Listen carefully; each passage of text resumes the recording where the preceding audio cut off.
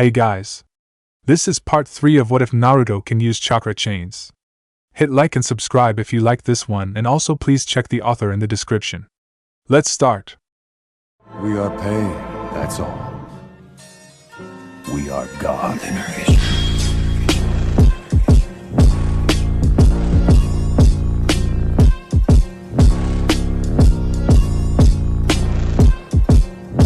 Chapter 9. Second Exam. It's thanks to you I overslept and had to skip breakfast. Naruto groaned as he, along with his team and the other genin, stood in front of a gate acting as the boundary to a giant forest. Kuromi, who was in the form of a small fox, snickered before affectionately licking his cheek, who did his best to ignore her. And it's thanks to you that I'm like this. Others approached the gate before Naruto, and 3 others suddenly became aware of each other's head, along with Kuromi's, sharply turned towards the fence to see Yujito leaning against it with Fu standing next to her. A little further away was Gaara with his own team staring at them. As if by some silent message, they all left their respective teams and moved to stand mere meters from each other, forming a square between them. Now, all standing in front of each other for the first time, they couldn't help but size each other up, which had the side effect of building a beacon of intense collected ki between them. It had the effect of making those watching anxious even if they didn't know why. Naruto smirked with his eyes half open as he put his hands in his pockets. When was the last time 4 hosts were gathered all in one location? Maybe even 5. The 2 Kunoichi flinched at the last bit before Yujito spoke for them.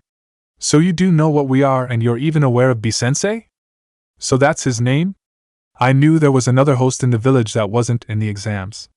Kumo's Bijou were originally the Nibi and Hachibi, yet I know Fu has either, while you are the cat, so this B guy who is your teacher apparently must hold the 8. You guys definitely are bold to bring your full cast of hosts into my village. Almost as if you are trying to start something. Naruto's eyes slitted as his voice gained a dangerous edge at the end. Fu nervously held her hands up in surrender. We are just here to take part in the exams. I'm originally from Taki, but Kumo offered me a better home since they are nicer to those like us, so I joined Yujitone. Naruto relaxed a bit. Well, that's good to know. Glad you have people who accept you. Fu smiled happily, causing Yujito to smile softly. The blonde coughed into her hand before taking a more official aura against the others. Well, since as you said 4 hosts are in one location together, why don't we introduce ourselves? I am Yujito, holder of the 2. One of her eyes turned green and slitted for a second. Fu held up one hand and 2 fingers in the other. I'm Fu. No clan or surname. I hold the 7. Shimmering orangish dust sparkled around her for a moment. Naruto grinned as he stroked Kuromi's head as she laid on his shoulder. Uzumaki Naruto. Last Uzumaki left in Konoha. Ultimate weapon and holder of the queen herself, the 9. Isn't it kind of arrogant to call yourself that? Yujito gave him a raised eyebrow. Kuromi tilted her head confused while Naruto spoke for her. What do you mean, the queen bit, or the fact that I call myself the ultimate? Both, I suppose. Yeah, it is, but it makes things fun as well. They looked at each other in a comfortable silence before looking over at Gaara, having expected him to speak. Something he only did now that the attention was directed at him, since he had been glaring at them previously. I am Gaara. I don't care why you are here or who you are. All that matters is that Mother wants your blood, and I will use it to prove my existence. The 3 of them blinked olishly at the boy, wondering what they did wrong, before Kuromi leaned to speak up into Naruto's ear. He holds the Ichibi, which explains the dark rings around his eyes. Also kind of a bitch, and likely screwed the boy's mind over. So basically you, if I let you have your way with me. I've changed. Wait, did you just call me a bitch? So moving on from those lovely introductions, Naruto clapped his hands, quickly changing the conversation and ignoring Kuromi's question. Based on Konoha's history, the next part of this exam is likely a survival test before we have the actually fights. It's likely the rules are an anything goes type of scenario, but you have to move on with your team. However, it will be without an audience. We are all hosts and seek a certain amount of acknowledgement even if we act like we don't, so there would be no point fighting each other in the forests. Why not wait until we have an audience to show off in front of? Yujito put a hand on her hip and smirked. I have to say that does sound like a good option. I'm all for it then. We won't attack each other while in this second test. Since we are likely among the biggest threats here, that also makes this a lot easier for us, but I have a request as well. I'd like for none of you to target the second Kumo team here. They are close to me and I wouldn't want any of you going after them. If another team does, then fine, but if any of you target them, then the agreement is off. Gaara narrowed his eyes at her while Naruto squinted one and grinned. Well, I have no problem ignoring both of your teams. There are plenty of fodder to get rid of anyway. But if you are gonna request a team be giving immunity, then I will as well. There is more of Konoha here, and I know all the rookies, but I'm not their babysitter, so I won't ask for protection against all of them. However, Team 8 with the female Hyuga, I ask that you ignore her and her team. Though Fu had no issue with it, Yujito frowned as she picked up on the subtle implications. Just because Kumo has shown an interest in the Byakugan in the past doesn't mean I would target her. I'm not saying you would. But the world of shinobi is not a certain one. Also, the girl is the heiress, if you didn't know. She lost her mother when she was a toddler, was kidnapped by ninja from your village a few years later, an event that led to her uncle being sacrificed. Because of that event, that is largely why she has to deal with the spite of the main branch and her father. Her confidence is shot. If she had to face a Kumo team, she might experience PTSD, and so it wouldn't really be fair at all. Shinobi aren't about to be fair, but come on, would you single out a small girl with a mental disorder caused by your village? Alright already. Now she felt guilty for asking. She was already aware of some of the atrocities her village had committed for the village, and was glad in that sense that the third Reikage was no longer in charge, but she was still ignorant of how her village's actions really affected other people. So we won't target each other or our stated teams. Anything else, Gaara-san? The boy had an unreadable expression. I am under no obligation to listen to either of you or acknowledge your wishes. If anyone gets in my way, I will kill them. That wasn't what Naruto wanted to hear as he gained a dark presence. He slowly reached out towards Gaara with an outstretched hand. Wow, you really are kind of an asshole. Naruto's hand was blocked by a wall of sand that compacted into a wall in front of his hand. They noticed that cracks split through the wall for a second before the floating sand shield fixed itself. Gaara didn't know why, but he sweated a little. The wall only blocked threats, but he had no idea what Naruto's touch could have done, as his sand somehow didn't even react to Naruto right away despite how slow he was moving. There was a tenseness between them for a few strenuous moments, as Yujito and Fu were on edge in case something happened. Naruto retracted his hand after staring at the sand and shrugged. Fine, then I'll just tell them not to fight you, then you will have no excuse. If you touch the Hyuga girl, you're gonna die. Simple as that. The threat was real, but how Naruto was able to say that so easily yet not be on guard right next to them made them even warier. Alright, brats, shut up. You can tear each other apart in the forests. The mesh fishnet wearing special Jonin Enko shouted over them, getting the group of Jinchuriki to stop their little chat. She gestured to the area of giant trees behind her. This, after all, is the Forest of Death and will be the location of the second test. Many ninja have ventured into these woods and died in the process, hence the name. Naruto rolled his wrist dismissively. Forest of Death? I've spent weekends here. He said it loud enough that everyone heard him. Enko gained a mischievous glint in her eyes. Oh, a tough guy, huh? Quicker than most could follow a kunai shot straight at Naruto. He lazily leaned his head out of the way as it thinly cut his cheek, which caused Kuromi to fall off him in surprise. A moment later he was grabbed from behind as one of Enko's hands cupped his face. Others were startled by her quick movement, but Naruto just simply glanced back at her. It's cute guys like you that are usually the first to go, unfortunately. She ran a finger along the blood on his cheek in a way that could be described as both creepy and hot. I was wondering why there was always so much ugly in the village. She laughed at the response, ignoring how Naruto was unaffected by her close proximity. Alright then, you're pretty infamous in the village anyway, so personally I hope you do last. She backed off from him and moved on with her job. Naruto reached down to pick up Kuromi, dusting her off as she gave an irritated glare at the woman. Enko held up a stack of papers in one hand and a scroll in the other. Okay everyone, before we can begin I will need everyone to sign these waivers, basically a contract accepting that if you die it's not our faults. Several sweat dropped at the bluntness. Once you sign the papers, each team will be given a scroll. There are only two types of scrolls, heaven and earth.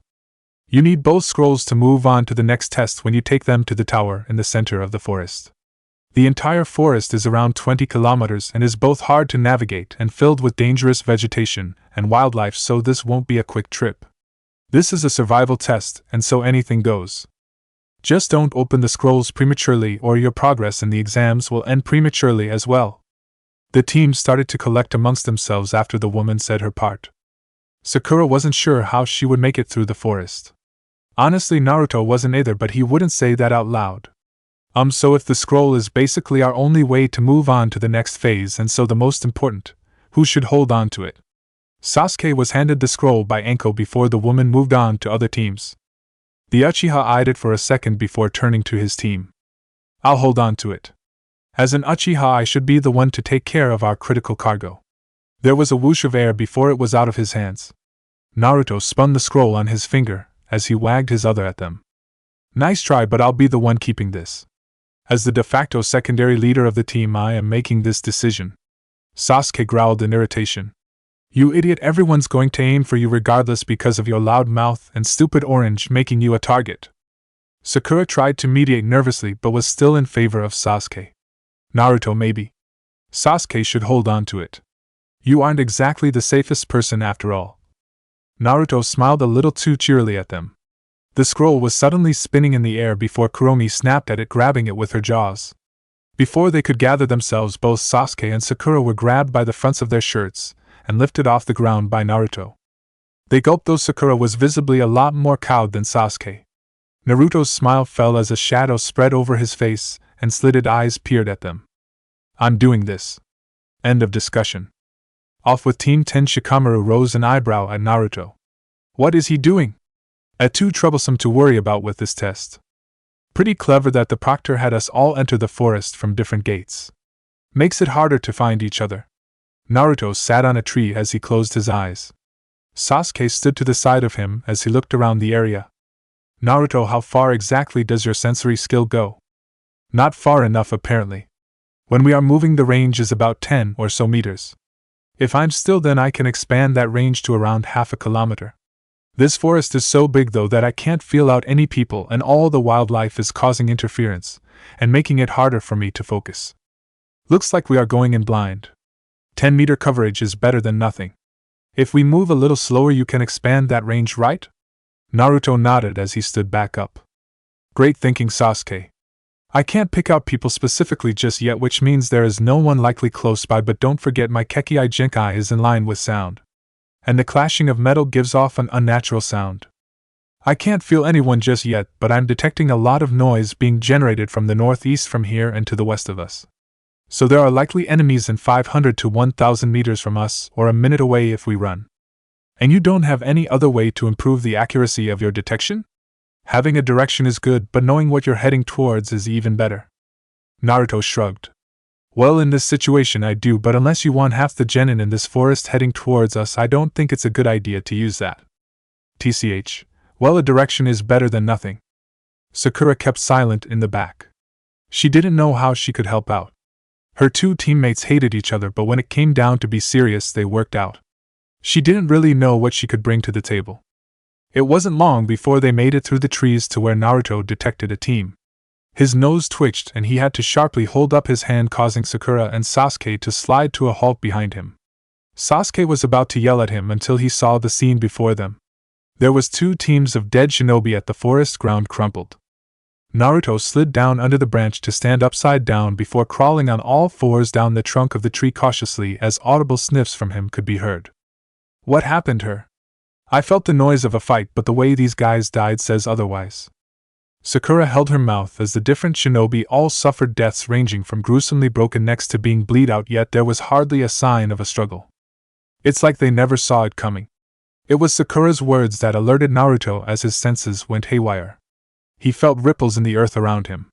At first it was minor, but it started to close on them quickly before a force was directed at him. He gritted his teeth as sparks flew around him from his sense being altered, which caught his team's attention, having seen that before with Zabuza. Naruto squinted before gaining control of his sense a second later. A second too late. His eyes widened as he was side-checked by a fierce blast of wind that sent him flying into the woods away from them. Naruto! Sasuke whipped out a kunai towards the unseen threat. They were unnerved when a woman emerged out of the tree in front of them as if it had been liquid. Sasuke narrowed his eyes, vaguely recognizing her. You're one of the grass nin in the exams. What do you want? Sasuke-kun, I've waited so long to meet you. The woman smirked as an unnaturally long tongue lolled out of her mouth. A blast of killing intent was fired at them. What they experienced was worse than Zabuza. They saw themselves being killed several times over. The intensity of the intent and bloodlust was enough to cause Sakura to collapse as Sasuke almost lost his lunch. Losing your nerve already? For the last of the Uchiha, you aren't making a very good first impression. Naruto's arms shook as he held them up, holding back the jaws of a giant snake as he stood in its mouth. He sweated nervously as he strained to keep it from crushing him. I never was much of a fan of snakes. The snake hissed at him angrily for delaying its meal, but Naruto wouldn't budge. It was a losing battle, however, as the snake's jaw strength was amazing. It was enough that if Naruto tried to hold it up any long, it might snap his back. He mentally groaned in defeat as he jumped forward into its mouth as the jaws slammed shut. He shivered as he was forced down the slimy cavern of the snake's mouth. Kami, it smells so bad. You know you can help out at any time, Kuromi. I don't wanna. He pressed against the snake's inner lining as its muscles squeezed him. He was happy snakes didn't chew their food or he'd have other problems. But I thought you loved me. I do, but what could possibly be a good reason for you not helping me from dying? I don't want to get snake slime in my coat? He deadpanned as he held up one hand in a seal. We are going to have a long talk after this about your priorities. A thin glow started of translucent chakra covered his body. A hum could be heard from him that only increased in intensity. Grah! The giant snake's lidless eyes widened before it vomited blood. A second later, a faint light was seen from its belly before its gut expanded and the snake was blown apart as a shallow 10-meter wide crater was left. Naruto grimaced as snake mess scattered the area. His teeth chattered for a second before he shook it off. Well, my bloodline chakra could have worse side effects, I guess. Now where did they go? Katan, Ryuka no Jutsu, Fire Style, Dragon Flame Jutsu. A jet of fire ran along a wire to strike the woman Sasuke was facing. It traveled like a comet with the vague shape of a dragon head before crashing into the woman and wrecking the tree she was tied to. He had lost his nerve against the woman initially but had managed to steel himself as he activated his Sharingan. Sakura had to watch from the sidelines as she would only be in the way of this level of a fight. The woman was clearly not a genin, but Sasuke was able to hold her off well. The woman screamed out in pain as she was burned alive. Not bad, Sasuke. I would have done it better, but it still had the right amount of flair. The two looked up to see Naruto with his hands in his pockets grinning down at them to their surprise. You're alive? Naruto's grin fell as he gave off an annoyed glare. Well, you sure wrote me off quickly. Kakuka, such promise, such potential. They refocused on the woman who was remarkably still alive. As the flames died down, they could see that her face was peeling, revealing the traces of another paler one beneath it. Snake-like yellow eyes looked them over as if gauging a potential meal. Who or what are you? The person reached up to peel away the false skin, revealing a much more attractive woman. She had long black hair with pale skin and piercing yellow eyes and a lithe, slender body. Naruto squinted before looking nervous. Are you a woman? The woman looked confused as she tilted her head at him for the odd question. Do I not look like one? Looks can be deceiving. He held his nose as he looked a little dizzy. I can't tell by your scent either. Sasuke grew frustrated at the pointlessness. That really is not important right now. The woman coughed into her hand. Yes, well, I suppose I should introduce myself. I am Yamada Orochi. Their eyes widened as Naruto spoke up again. Yamada? As in the Snake Princess and one of the Sannin? So you really are a woman, I think? A vein popped on the woman's head, though her expression feigned a dangerous smile. Such petty things may not usually matter to me, but I do have my pride as a woman to uphold, boy. Why are you even here? I have heard rumors that you may have a thing for children, specifically little boys. I mean, I don't see myself as little, but I'm still growing, so I'm not quite a man yet, but I'm getting there at least. Simply because I have taken hold of young ones does not mean I would do such obscene things to them. Children are just very malleable subjects when it comes to genetic experimentation. Your definition of obscene seems to be pretty selective. And you also seem to be just as talkative as I've heard. The two glared at each other, having momentarily forgotten why they were here. Sasuke was the one to bring them back down. What are we doing here? Yamada blinked as she remembered why she was even here. Alright, well, I'm here because I have an interest in young Sasuke's body. I was right about the little boys, and yet at the same time now my feelings are hurt. Now I'll sit alone thinking, why not me? Why Sasuke? Naruto was silenced as a hand went over his mouth, grabbing him, and he was slammed into the branch they stood on by a mildly irritated Yamada. Sakura and Sasuke jumped back in surprise. So fast? Naruto smirked as his body became unstable and popped, releasing a burst of static and sound that sent tremors up the woman's forearm. Yamada stood up and looked at her numbing hand in thought. So you were baiting me. I have to say you've piqued my interest. That both makes me happy and extremely uncomfortable at the same time. Naruto hung by one arm from a branch up above them. He flinched as a snake bit his head. His eyes faded out as he became unstable again and burst, killing the snake and breaking the tree limb. Yamada stepped out of the way, avoiding the branch. You are quite elusive. Almost like a fox. Naruto wasn't startled by the not-so-indirect insinuation at all. Yeah, well, with my bloodline I can sense the vibrations and movements of anything around me, so sneak attacks don't work well on me. If anything, that's more like a snake than a fox, or maybe even a bat if anything. Yamada gave a wide smile of interest. I've heard of your supposed new bloodline. You may be of use to me along with Sasuke-kun's Uchiha blood. Sorry, but no one uses me. Naruto pulled his arm sharply, breaking the branch he was hanging from and chucking the sizable piece of wood at the woman. The woman batted it out of the way, making him sweat a little. He landed on the branch below. Well, that's too bad.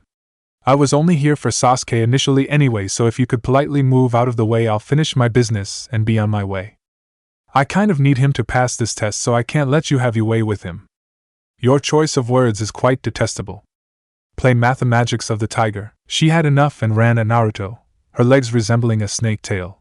She closed in on him, but Naruto held up his arms to block the strike. Her eyebrow rose pleasantly. His body is quite sturdy for a genin's. Naruto broke out in a nervous sweat as he grit his teeth.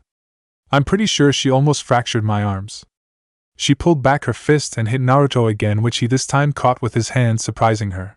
She sent out a flurry of more blows, but Naruto defended against them all, parrying some before stepping forward and sending a couple strikes of his own, which she avoided. Your style is too direct for my sense. Her face steeled and she gave a malicious smile. Oh really? But that's not my style. This is. Her stance changed before her hand whipped at Naruto's face and hit him hard across the cheek as he recoiled. It was like a snake just struck out at him. She stepped forward into his guard and sent a barrage of blows at him, with most of them not being avoided, before grabbing him by his shirt and kneeing him hard in the stomach and sending him off the tree. Gak! Naruto had one eye shut from where he got hit, and he was feeling sore, but it was nothing he couldn't deal with. But he was getting ticked off. Yamada almost didn't react fast enough when a chain shot out of Naruto's tailbone mid-flight and stabbed at her. The snake woman leaned out of the way as the chakra chain cut through the air. The Uzumaki bloodline as well? The chain wrapped around the thick branch as Naruto swung under and around it, coming back to kick the woman in the back, sending her flying instead. Her body hit a tree hard, only for it to break down into mud. Sasuke was too focused on the fight to notice his surroundings. Your teammate is a strong one. Are you jealous of his strength? I can give you the power you want and deserve. He looked back in fear as the woman revealed a pair of long fangs gleaming in her mouth. She was about to grab hold of Sasuke when a cluster of wires wrapped around his waist and pulled him through the air. He yelped as he was dumped right to the side of Naruto. Naruto rolled his wrist as ninja wire waved around it as if they had a mind of their own, with a small hum being heard from them. My bloodline has so many uses. I won't let you get him that easily. Yamada glared at Naruto as she grew irritated once more. She had limited time to play, and that was quickly running out along with her patience. It wouldn't take long for shinobi forces to be aware of her presence. I've indulged myself long enough. She whitened her jaw and made gurgling noise as a long Western-style glowing sword emerged from her mouth. That was kind of hot, not gonna lie. Internally, Naruto was on guard at the sight of the weapon. Sasuke, I'm going to need your help if you want to get out of this alive. HNN. Sasuke nodded as he went into his own stance. Yamada formed a hand sign and her cheeks swelled before vomiting out a tsunami of snakes. Holy shit! Naruto made hand signs of his own as Sasuke hastily shot a fireball at the wave. Naruto let loose a roar at the ball of fire, escalating it into a shocking white ball of energy that hit the snakes in a powerful explosion enough to break it apart. Naruto took a breath to collect himself. Too many snakes to keep track of was destroying the focus of his sense. As they looked on, they saw that Yamada was gone from her position. Naruto's sense went off and he rounded quickly before a hot blade tore through his torso. Sasuke turned around a second later to see Yamada had gotten behind them that fast. Yamada held up her sword again to strike Naruto down. Shit, the blade has a really strong poison. Naruto! Blood flew in the air as, unlike the first strike, the second one was not shallow. Expecting the boy to drop, she was impressed when he stomped down, reaffirming his stance. He coughed up a little blood when a metal spike emerged from one of his cuts. He grabbed onto it and pulled hard as a semi-liquid black metal was pulled from him. It shaped itself, and at Naruto's side he held a massive black blade semi-identical to Zabuza's famed blade. You are full of surprises, boy. 2 bloodlines, one that is unique to you and the other one might as well be one of a kind as well, and now you have some kind of odd metal ability. I've decided to add you to my list as well. Naruto held his sword at her, but his arms started to shake before he dropped the weapon. He heard a scream of pain and his head snapped over to Sasuke to see him on the ground clutching his shoulder, and Yamada standing over him licking the blood off her lips. You bitch! The one in front of Naruto was a mud clone proven by it dissolving, and he didn't like being tricked. For now, that's not very nice. I simply gave Sasuke-kun a gift to gain more power, and one day he will come to me asking for more. Along my blade was the same gift as well as a poison, and now both are in you. So you can either accept it or die, fox boy. If you die, I'll just extract what I need from your corpse. Naruto tried to grab hold of his wound as it bled, exposing blackening blood. Metal spikes started to grow out of the wounds before falling out to the ground and breaking apart. He groaned in pain as the metal made things worse. Not this shit again. His tolerance for pain was high, but how would you deal with high-grade searing poison causing a cancerous metal in your body to expand out of you in clusters? And so was the next weakness of his sense shown, because as he had become momentarily distracted by his injury, Yamada had used that lag to close the distance to grab him by his neck and choke him. Could you not detect me? I didn't move very fast. The woman was confused as she had honestly been expecting Naruto to at least react before she got this close, and then it dawned on her. Her tongue hissed out in a snake-like manner as she giggled. Could it be that sensory skill of yours is distracted by what you can process, and your other senses? I got by you when I created a horde of snakes, and I got by you again now. So there is a limit to how much your sense can process, and it's harder for you to check in on said sense when you are in pain as well? Naruto's eyes dilated, not being able to stop his reaction as Yamada was dead on. He grabbed her wrist as she squeezed hard, making it difficult to breathe. His eyes shifted along the trees behind them to see Sakura had made her way down to Sasuke's body, who was on the verge of passing out. At least she had actually moved from her spot. Sakura, get him and get out of here now. The girl jumped at Naruto's voice as she looked at him confused. What? But what about Dash? Do you want to die? You are of no help here, and Sasuke's in a worse position than me. Grab him and go while you can. I'll hold her off while you escape and catch up later. Leave. The inflection in his voice forced her to go. She'll admit here and now she was useless to them, and she might not get along well with Naruto, but she didn't want him dead. How would they pass if he died? Not thinking about her messed up thought process, she grabbed Sasuke and jumped away to escape into the trees. Yamada glanced back at them before looking back at Naruto with a mirthful expression. I suppose I can let those 2 mice go. But I wouldn't say Sasuke's in a worse position than you. You received a double dose of the serum that was laced in the poison to counter any of the adaptivity you might have gotten from being an Uzumaki or Jinchuriki fox boy. Your body must feel like it's resting in hell right now. You have my respect for even still being conscious. Her amusement died when Naruto smirked at her as his hair started to flare up. His body blurred and her grip ran donkey as his chakra started to build. His pupils turned into fine slits before he let his chakra explode in a bright bang. Yamada was knocked away from the force of the blast.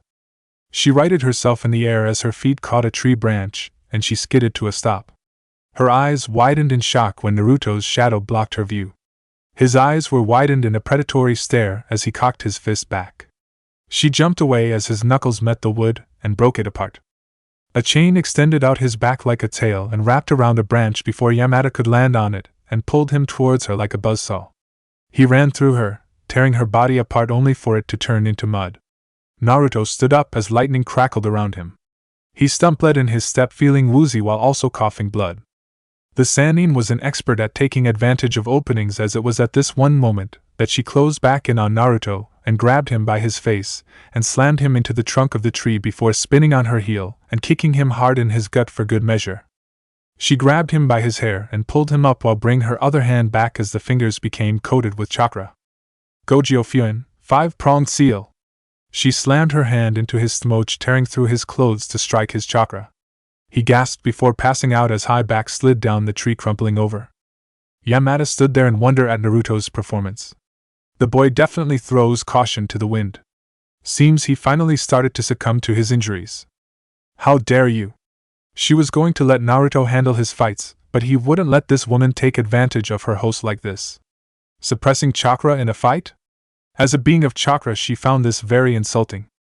The woman flinched as Naruto's body started to steam as red energy flowed out of him and a panther-sized fox formed over him protectively. This actually made Yamada panic a bit. I don't have time for this. She formed another seal and struck at Naruto again through the malicious chakra, hitting Naruto on his seal again. Kuromi yelped before she vanished, dispersing into the air. Yamada let her arm go limp as it was covered in chakra burns. So his beast reacts defensively as well? If I didn't know better, I'd say it looked like it was trying to protect him and not defend itself. CRRCK. There was the crinkling of metal as tired eyes glared up at Yamada. Kuromi? Kuromi? Kuromi! But he got no answer. Cracks started to spread over the chain around his neck. What did you do? The impact of the second seal had jolted him back awake. Yamada took a step back subconsciously. How can he still move? Ignoring his injuries, I sealed him twice. He shouldn't be able to use much more than 5% of his chakra at most. Is it really that potent? Naruto's body started to darken as he began to resemble a walking shadow with glowing orbs for eyes. The killing intent going off actually made the woman pale a bit. Naruto was pissed off and was losing himself.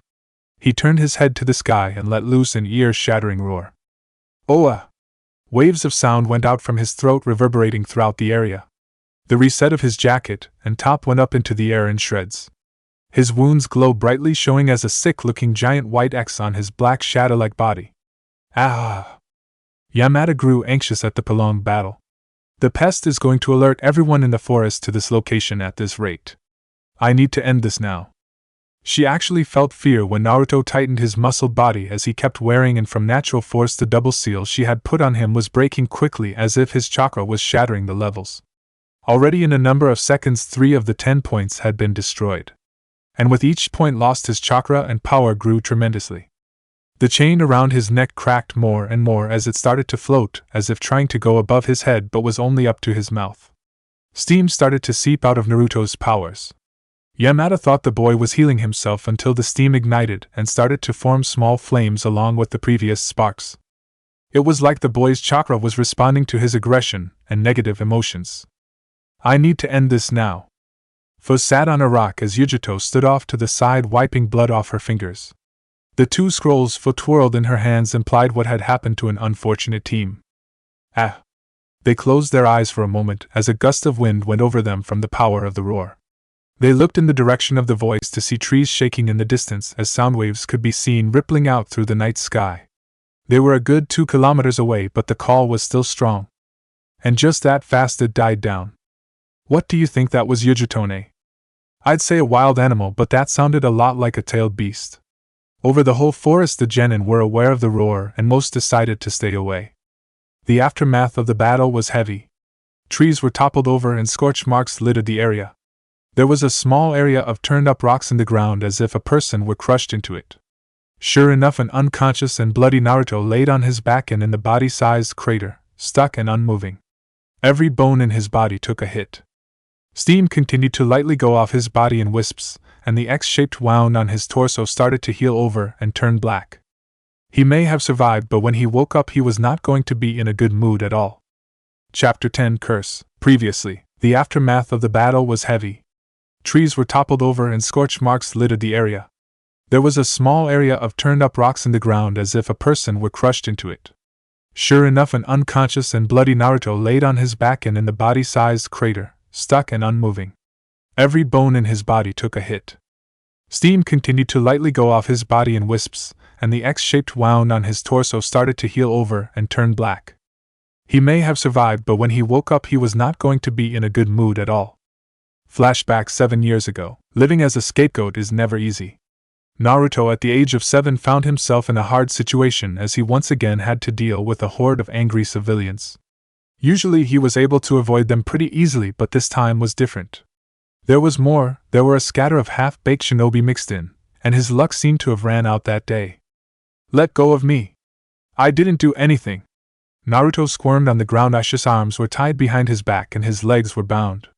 A nondescriptive man kicked the boy hard enough in his chest to break a rib as he coughed out in pain. Shut up, you filthy demon. Don't act innocent when you are the one who has ruined this village. The only things wrong with this village is what I'm looking at right now. That got the boy kicked hard again for his mouth as he groaned and crowd cheered as Naruto was beaten down. If the demon can still talk back, then maybe we should carve in some discipline. He was roughly hoisted up as they dragged him on the ground. His eyes dilated when one of the shinobi, probably an aged genin, held a kunai up to his face. What are you doing? The man gave a dark grin to the small boy. Oh, are you finally feeling fear, Fox? I'm going to mark you for every life you took from us. What are you, Naruto cried out as the kunai was slashed across his chest. The crowd started to brandish their own edged objects as they closed in on the boy. Another stab was made at the lower part of his stomach where his seal would be as he let out air. Beads of sweat from the torturous anticipation ran down his forehead as he grit his teeth and glared defiantly at his persecutors. This only served to anger some of them as the genin came back at him, and this time with a reverse grip gave a wicked slash to match the first one on the other side of his chest. He tried to stop himself but couldn't stop his whimpers from being heard as he bit back tears. Why? Naruto didn't understand why his questions seemed to infuriate them more. As the genin this time just ran the kunai into his chest, stabbing his lung as he coughed up blood. Don't you dare try to fake an innocent voice. As if he was faking it. Naruto wasn't able to say anything as his mouth was agape, quivering from the pain. After that it was a blur for him. They kept slashing him with blades as he tried not to cry. His gums were bleeding from the effort of him clenching his teeth to bear it. It went on for a good half hour. The fact the boy kept healing just gave them a self-repairing meat canvas to keep working on. His head hung back limp after a while as his eyes shone with a certain face was wet with both tears and blood. He didn't cry out, but that didn't stop the torrent of tears from running down his face. Another half hour passed, and blood marked the ground beneath him. The civilians started to finally get bored of him at this time.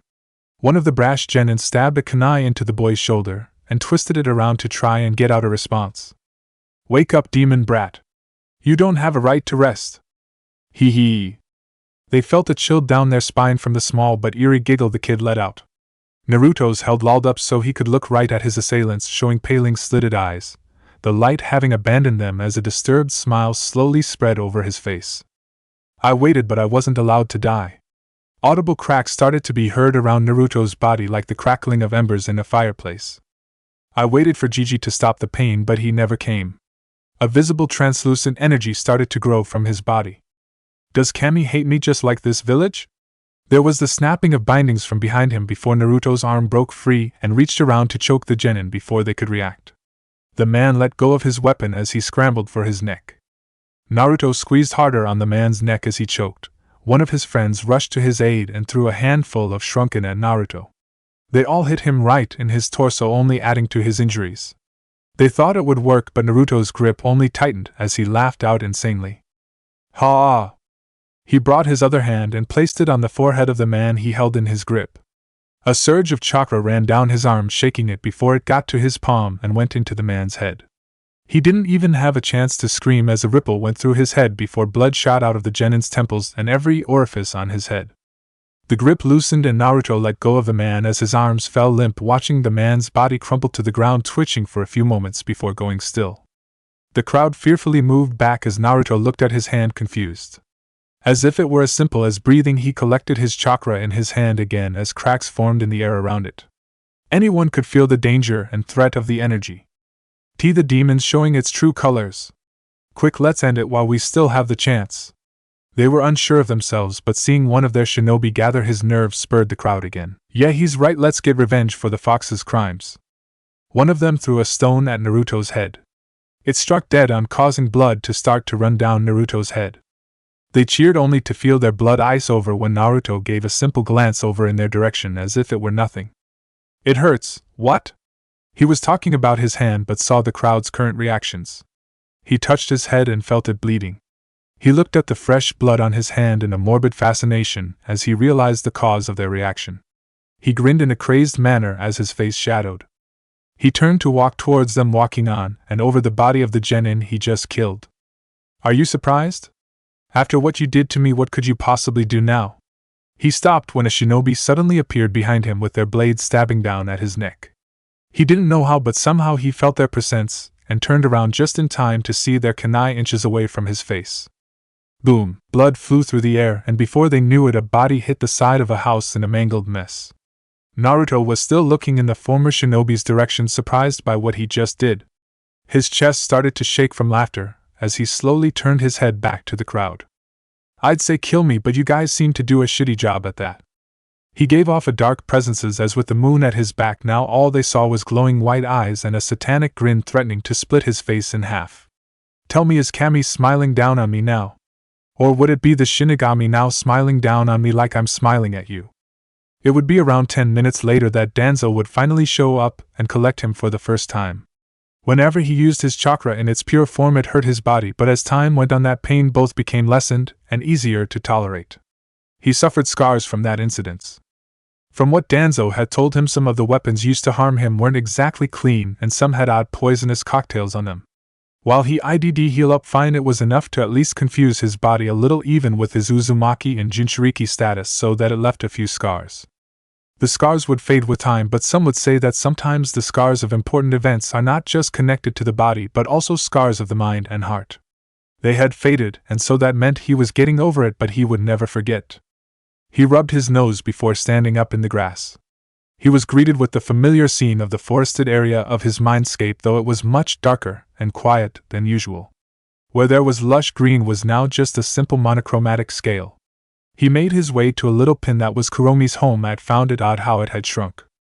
With some struggle he slipped inside and got a headache as it was bigger on the inside than what made sense. He looked down and saw a small fox girl tied up in chains like a sausage and deadpanned. She's a loli again?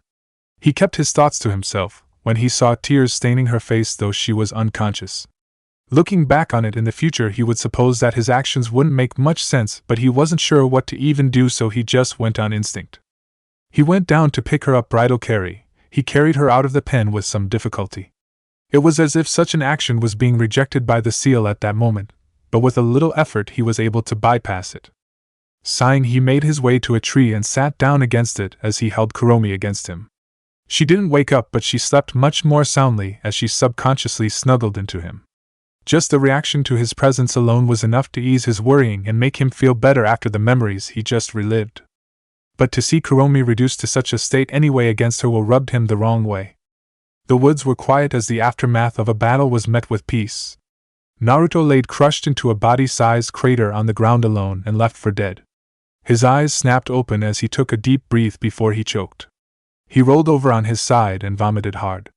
Out came a large black mass of some sticky substance.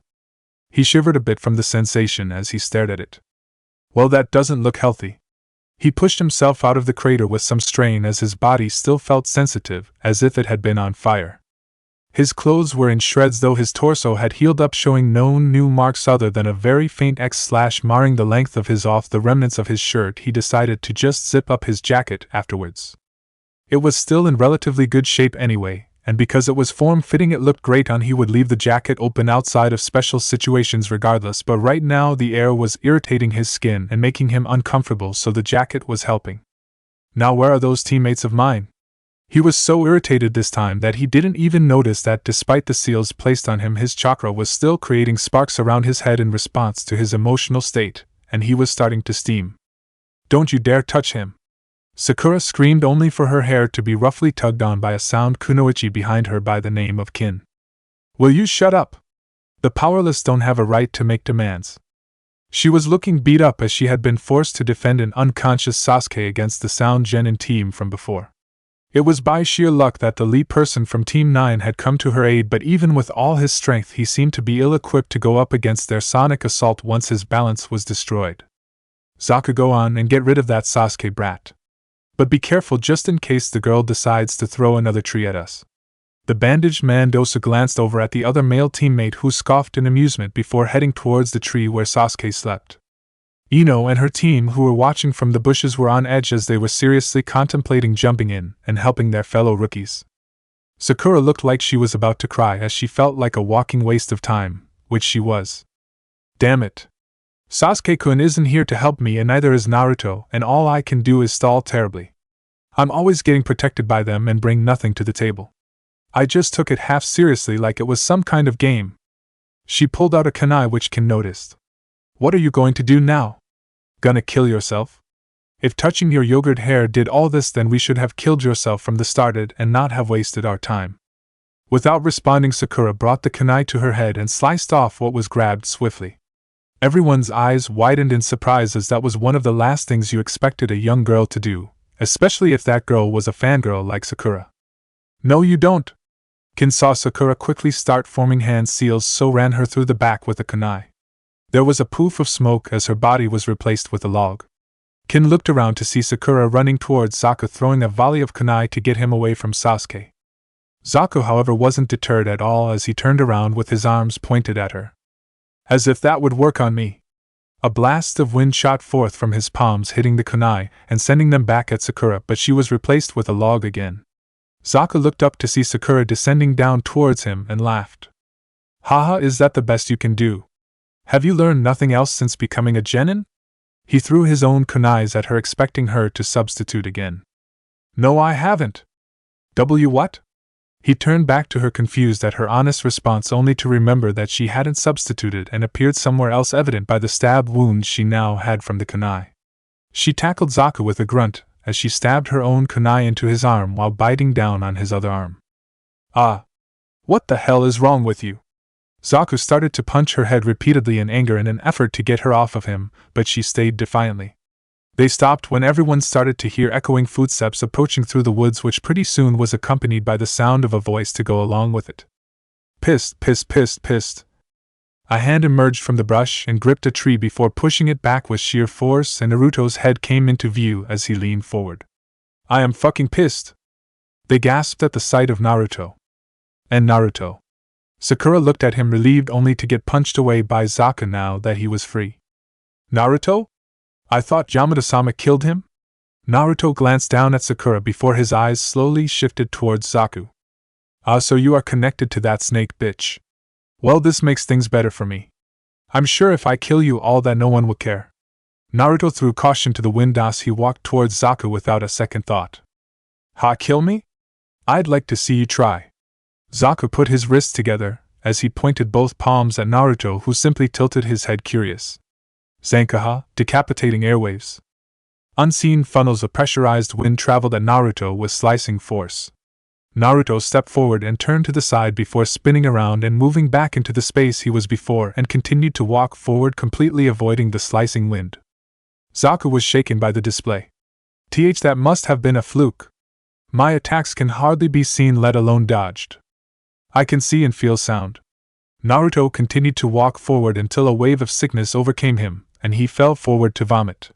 His fellow Konoha genin felt concerned when out poured some strange viscous black fluid from his mouth. Zaku used that moment to shoot him again with a blast of wind. He wasn't able to dodge it this time as it hit him dead on. It exploded on contact, sending dirt a good bit a ways. Ino cursed as she got up ready to help them before her team could stop her. Damn it! There won't be any of Team 7 left at this rate. Shikamaru tried to grab her to hold her back, but she ended up stopping on her own at Naruto's voice. The silhouette of his body could be seen through the dust as he stood up. They could see him putting his hand to his head before the smoke suddenly blew away from him. Yar. Not in the best mood right now. A small amount of blood was running down his head, but other than that he was fine. He tanked my blast? Yes. Naruto put his hand to his neck as he cracked it. Zaku blinked, and just that fast they lost track of Naruto. He doubled over as a foot sunk into his stomach, and he flew back into a tree hard. Lee looked on amazed from his spot on the ground, impressed with Naruto's speed. Naruto spun on his hand before transitioning back to his feet. A chime went off in his head as his eyes shifted in the general direction behind him. He held up his arm to block a high strike from Dosu as a ringing noise met the clash of their arms. Naruto's eyes shifted to the man's metal gauntlet before remembering what it was. A wave washed over him as he could feel veins popping inside his head, and tears of blood started to bleed down from his right eye. Dosu gave a sinister grin behind his bandages. "Oh? Looks like you couldn't protect yourself so well this time, huh? Wonder what happened." Kin took the initiative to strike Naruto from the front with a kunai held in both her hands. Zaku had also managed to get back up and had his palms angled at him, pissed off. Naruto's ears were ringing and his head felt like it was repeatedly getting bashed in with a hammer. It didn't help that his chest was also burning from whatever that snake woman had infected him with, and a seal didn't help either. Kin got right up on them and was inches away when they all heard an audible growl echo out from Naruto's throat as he bared his fangs. He actually gave out a bone-shaking growl that they didn't even have a chance to flinch towards before he moved faster than their reaction speed. His irises shrunk and turned red in a heated anger. Before she knew it, Kin was stopped in midair by a quick knee in her core that stunned her and bruised her insides. Naruto maneuvered his blocking arm to grab Dosu's arm brace and gripped it hard, breaking it into pieces. In a display of physical strength, he held Dosu up above him simply by holding his arm with one arm and slammed him down on Kin before she could even hit the ground. They crumpled into the ground as it cracked beneath them. Zankaha! Naruto's head snapped right in the direction of Zaku, completely ignoring the waves of decisive air heading towards him. Zaku recoiled on himself at the sheer intensity of the bloodlust in his gaze. As if all color faded from the spectrum, everything for a moment went monochromatic as one moment Naruto was standing above the two sound genin. The next second he moved forward at an extreme speed like a spinning drill, burrowing right through the pressurized wind and ripping it apart like it was paper. A split second he was standing in front of Zaku. He jumped back in fright, hitting his back against the tree behind him as he wet his pants from Naruto's killing intent. How they weren't dead yet baffled him. Naruto glared down his nose at Zaku as he shook for a few more seconds before he sighed, letting out a breath as his eyes turned back to blues. He ran a hand through his hair, disappointed. "I'm bored with this already. I'm injured and handicapped, so I expected a decent fight, but you guys are one-trick ponies." He held his own palm to Zaku's face. What are you?" VRRM. A concussive force emanated out of Naruto's palm, hitting Zaku square on and breaking the tree behind him in half with his body, as he fell over in the wreckage of wood, unconscious and broken. And one-trick ponies are even worth imitating, but perfecting? Now that's a different matter altogether. Dosu and Kin along with the others were shocked by what they just saw. Did he just? "Dosu, we need to leave Zaku and get out of here while we still dash." Kin stood up but stopped talking when she felt a pinch in her chest. She looked down to see two saban needles in her chest. She saw wires at the ends of them similar to her style, and followed them up to see them being held by Naruto's fist. He rose an eyebrow and waggled his finger, as if admonishing a small dog. Electricity built in his hand before traveling along the wire into her body. She let out a silent scream before she was basically tasered painfully into submission. Seeing that he was the only one left, Dosu scrambled up to run but fell over as a body hit him from behind. Naruto had at some point grabbed Zaku and chucked him through the air to hit Dosu. Naruto walked towards him with slow, purposeful steps. "You and your team are pathetic. So quick to cast each other aside. You aren't that talented either. All I see is a few average genin with toys given to them that are a far cry from truly applying the applications of sound. I'm going to let you live, but only so that you can crawl back to that snake bitch of yours and let her know how disappointed the real deal is with her shitty take at creativity." Dosu was unsure of himself, not sure what to do. Naruto stood in front of him and held up his hand as cracks formed in the air around it. "Or would you rather I show you my version of your attack? Since it was actually my first technique, I can promise you I've had a lot more time to develop it. I can make it kill you slower than it normally would if you don't move your ass now and get the fuck out with your team. Now!" He barked his order, and Dosu's body complied on its own as he quickly grabbed his two team members and ran off as fast as he could. Sakura let out a sigh of relief as the danger had finally passed. Now they could get out of here and take care of Sasuke. Naruto's nose twitched in disgust from picking up the scent of foul chakra before the others felt the dark chakra. Sasuke seemed to have awoken as a vortex of purple chakra erupted around him. Dark markings resembling the shapes of flames started to break out over his body as he stood up. He stared down at his hand, lost in thought, clenching it into a fist. What is this power? With this I can kill him. Oh look, Princess finally woke up. Sasuke looked over at Naruto, who waved stupidly before dismissing him. Shut up and learn when to speak, idiot. Naruto's hand fell slowly as his goofy expression faded and was replaced with narrowing eyes. Sasuke looked over at Sakura, who flinched under his gaze. Seeing the state she was in but with no one unfamiliar around, he was confused. Sakura, who did this to you? She replied a bit too quickly to the attention, partially out of her own nervousness at the situation, as she held her hands up in a placating manner. Oh, it's nothing. We just ran into those sound genin, but Naruto took care of them easy. TCH shame. Who am I going to use this new power of mine on then? Well, since the dobe is still standing, I'll test myself against him. In a gust of wind he moved as Naruto's eye managed to follow him, and was startled. He's gotten a lot faster. An impressive speed that they had only seen in similar feats from him and Lee. Sasuke was already behind him. What's wrong, can't keep up? He spun around and sent a heel kick at the back of Naruto's head. Naruto scoffed as his eyes shadowed. I'm not in the mood for this. Sasuke struck him only for his body to explode, showing it was a pulsation chakra clone. He pulled back his leg a little as his body was hit by the discharge, and he grimaced from the shock. A hand grabbed his head from behind as he was slammed face first into the ground, crushing into it. Naruto had to give him credit. Sasuke did try to struggle to push up against his grip as his hands dug into the ground, but Naruto wasn't having that. He sent a higher voltage from his body along his arm, to his hand, and into Sasuke's skull, electrocuting him till he passed out after a few seconds. You've gotten fast, but not fast enough. He moved away from the unconscious Uchiha as he looked at his twitching hand for a moment.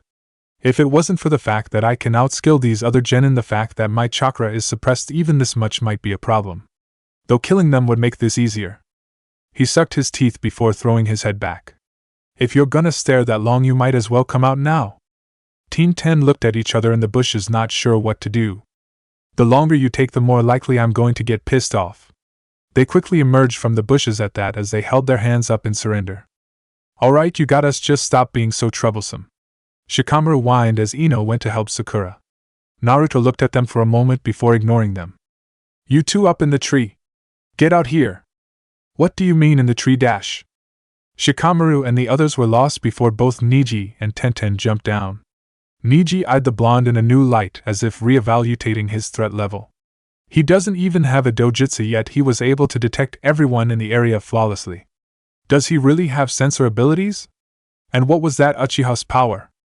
Naruto let them do what they wanted until Sakura was ready to go again. Ignoring the other genin, Naruto threw Sasuke over his shoulder as he called out to Sakura. Come on, Sakura, the sooner we get to the tower, the sooner we can get this done with. Wait, but what about collecting the 2 scrolls? Naruto dug in the collar of his jacket and pulled out the 2 necessary scrolls. We've already met our quota. I'm running on empty, I have to reach that end before I pass out. That fight with the sound ninja helped me break 2 more points on that seal the snake bitch put on me, but the overall strain of this outing is getting to me.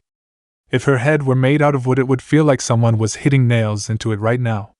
Yamada had thin beads of sweat running down her forehead as she made it through an isolated section of the forest. She landed on a particularly large branch and placed her palm against the tree as she let out a low breath. That boy's development will be one to watch out for. That was like nothing I had ever experienced. Yamada was outwardly unscathed.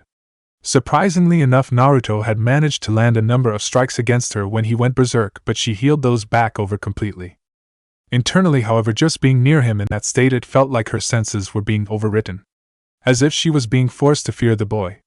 A low buzzing filled her ears, echoing in her mind heavily when she was within range of him. Screaming at her to yield or run, yet she was stronger than him. The confusion she faced made it harder for her to concentrate, and made her involuntarily flinch at times when he attacked, which hurt her pride to admit. She only entertained that battle for a minute before she lost both her nerve and patience, and went full force on him. She may not be as attack-heavy as her brash teammate Tsunade, but she still had a great deal of physical strength to crush someone into the ground with a strike if she tried to. In hindsight, she should have checked to see if the boy survived, but her instincts screamed in spite of the situation to run, so she did after she finished him. Even the exact moment she made contact with Naruto's body, it seemed to have rebounded on her as a quake was sent through her body, disturbing her organs, as she almost vomited on the spot. She didn't worry about it, however, as she had a feeling the boy wasn't dead. She nursed a stomachache ache and squinted from her developing migraine as she managed to grow a smirk on her face. I may have interest in the Sharingan, but the fox container is already showing promise to be powerful even without his beast. That curse mark should warp his mind and have him come to me just like young Sasuke and seek of power, and then both of their bodies will be mine. The woman said the last part a little too loudly. You're an S-ranked criminal, and yet you still find time to be a cradle robber. Yamada's eyebrow twitched in irritation as she lazily turned her head to see Anko appear from the trees on a branch up above her. TSK, why am I always so misunderstood? The snake Sannin turned to the voice to see Anko as her eyebrow rose and smiled. Ah, Anko-tan. You seem to be doing fine. Are you eating well? Made any good friends yet? Anko snarled at Yamada's misplaced friendly tone. You know damn well either of us are here for such stupid chatter. You're a traitor to the village and now you are doing as you please, violating the sanctity of the exams. You will be brought down, and then I'm going to get to the bottom of just why you are even here and expose your secrets. Anko whipped her arm out at Yamada as a cluster of snakes shot out of her sleeve. They struck at her former sensei wrapping around her. Despite being restrained, Yamada appeared unconcerned as S blinked looking down at the snake before turning her eyes back on Anko. Well, it's no big deal now if others were to know of my objective for being here. Of course I'm after the Sharingan. What but the Uchiha are all? You mean the Sasuke kid? What do you think? Last I checked, Sasuke-kun was the last loyal Uchiha the village had. If you know of another, please tell me, otherwise don't ask idiotic question. I thought I trained an intelligent pupil. Anko growled as the snakes constricted tighter on Yamada, squeezing her, but she remained unperturbed. But his teammate is an interesting one as well. I believe you've already met him. The fox holder. Naruto? What could you possibly want with him? Ah, better question. Well, other than him being an Uzumaki and so a great candidate for genetic experimentation, the boy is a prodigy beyond Sasuke-kun. Such a strong body that goes far beyond what a genin should have, and a unique, but potentially extremely versatile and deadly bloodline that I have never seen before, and makes my own attempts with my Oto-nin look like failed art. Might be greedy, but if I can have him as well, then all the better. He's also a nice one to look at. Wow, you really are a cradle robber. Even if you didn't betray the village, you probably would have still been arrested by now for being a pedophile. Yamada narrowed her eyes, not in the mood for this with her body aching. She got a sly grin that spread wide across her face. And I might as well have never found you, because based on your state of dress you'd have far more talent as a hooker than a ninja, Tokubetsu Jonin. Anko's eye twitch vein popped on her forehead. Before she could make a comeback, Yamada cut her short as she continued to speak. I don't get why it matters to you anyway. I mean, once they become shinobi, even the children are considered adults, and as you said, I'm an S-class criminal, so really I'm going to do what I want regardless. Now then. CRNCH. Anko's eyes widened in shock as suddenly she found snakes wrapping around her, crushing her hold on Yamada as the snakes holding the Sannin dissolved into the struggled in the hold, only to cry out in pain as the snake tightened to bone-creaking levels. Yamada walked forward slowly with a regality to her long legs as her hips gave off an intimidating sachet. She made her way to Anko and cupped her chin as she squinted in both defiance and pain at her former sensei. Now then, Anko-chan, didn't you say you would take me down? How arrogant, it seems you've forgotten who your teacher is, or have you just gotten used to soaking your abilities in your own arrogance? Can't have that. Allow me to correct your judgment. Her yellow eyes glowed dangerously as the snake-like pupils cut into Anko's mind. Thufufu. Arg.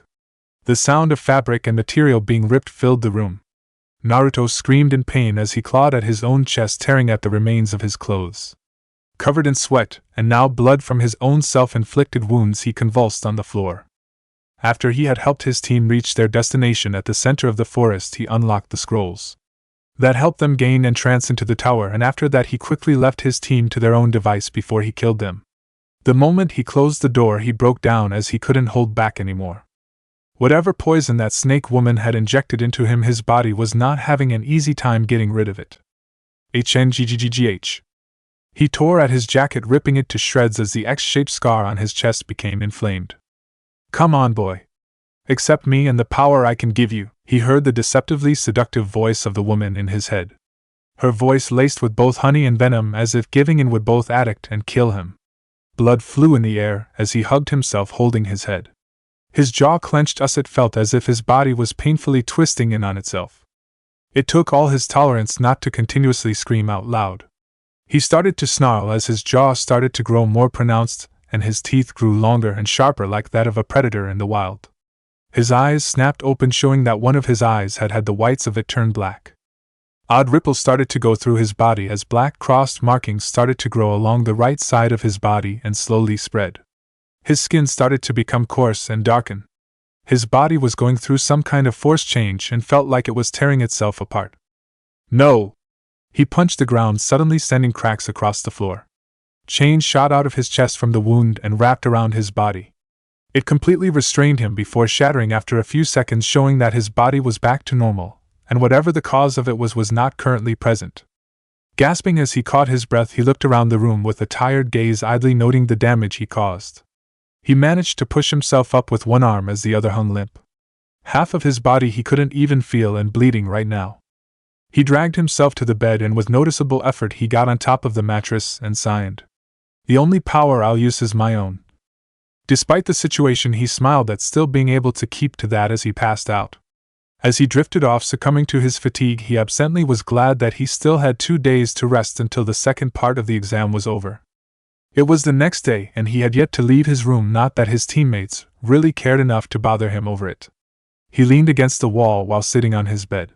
He had definitely recovered a lot more from his injuries, but he still felt out of it. In his arms he held Kuromi. She was in the form of a small girl and had yet to wake up. He had gotten a good enough grasp of his chakra again to be able to summon her out of him on his own, but the seal that woman put on them was still in effect, and his fatigue and Kuromi's mini-state was a testament of that for now. She shifted in her sleep, leaning into him. Her nose twitched as she got a clear reading of his scent. Kuromi mumbled cutely as her eyes slowly opened. Naruto smiled and greeted her with a kiss to her forehead. Naruto? What are you dash? Her crimson eyes widened in shock as she saw the state her container was in. His torso, left arm, and left side of his face were covered in bandages.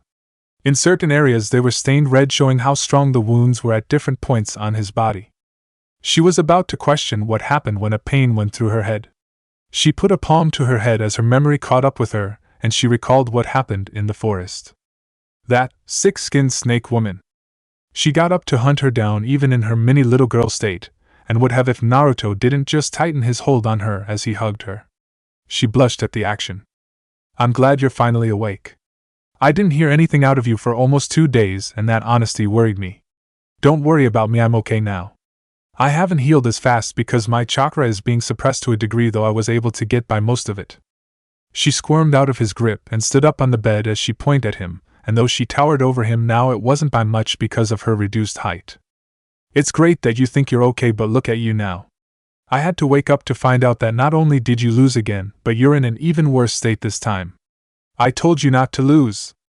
Naruto blinked. What? When did I actually lose? You lost to Zabuza. What?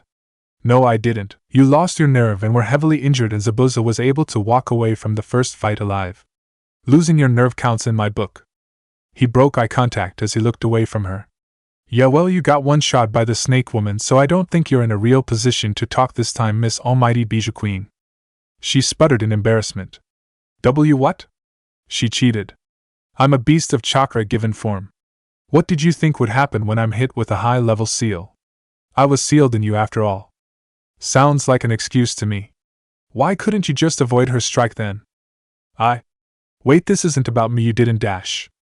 You didn't even think about dodging, did you? Him leering at her suspiciously didn't help things as she felt smaller than she already appeared. Alright, fine. I won't count this fight against you. Good. He grabbed her arm and pulled her back into him, surprising her as he squeezed her in an affectionate manner. A dusting of pink showed on her cheeks as she looked up at him confused.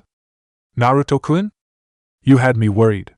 You've always been there even when I didn't know you were there, so when I wasn't able to feel you initially when that Sannin blocked us, I might have panicked a little. She looked him in the eye, feeling his emotions. The strength of the raw feelings directed at her at that moment washed over her. She pushed back in his embrace a little and went up to cup his face. I already belong to you. I don't really plan on going anywhere.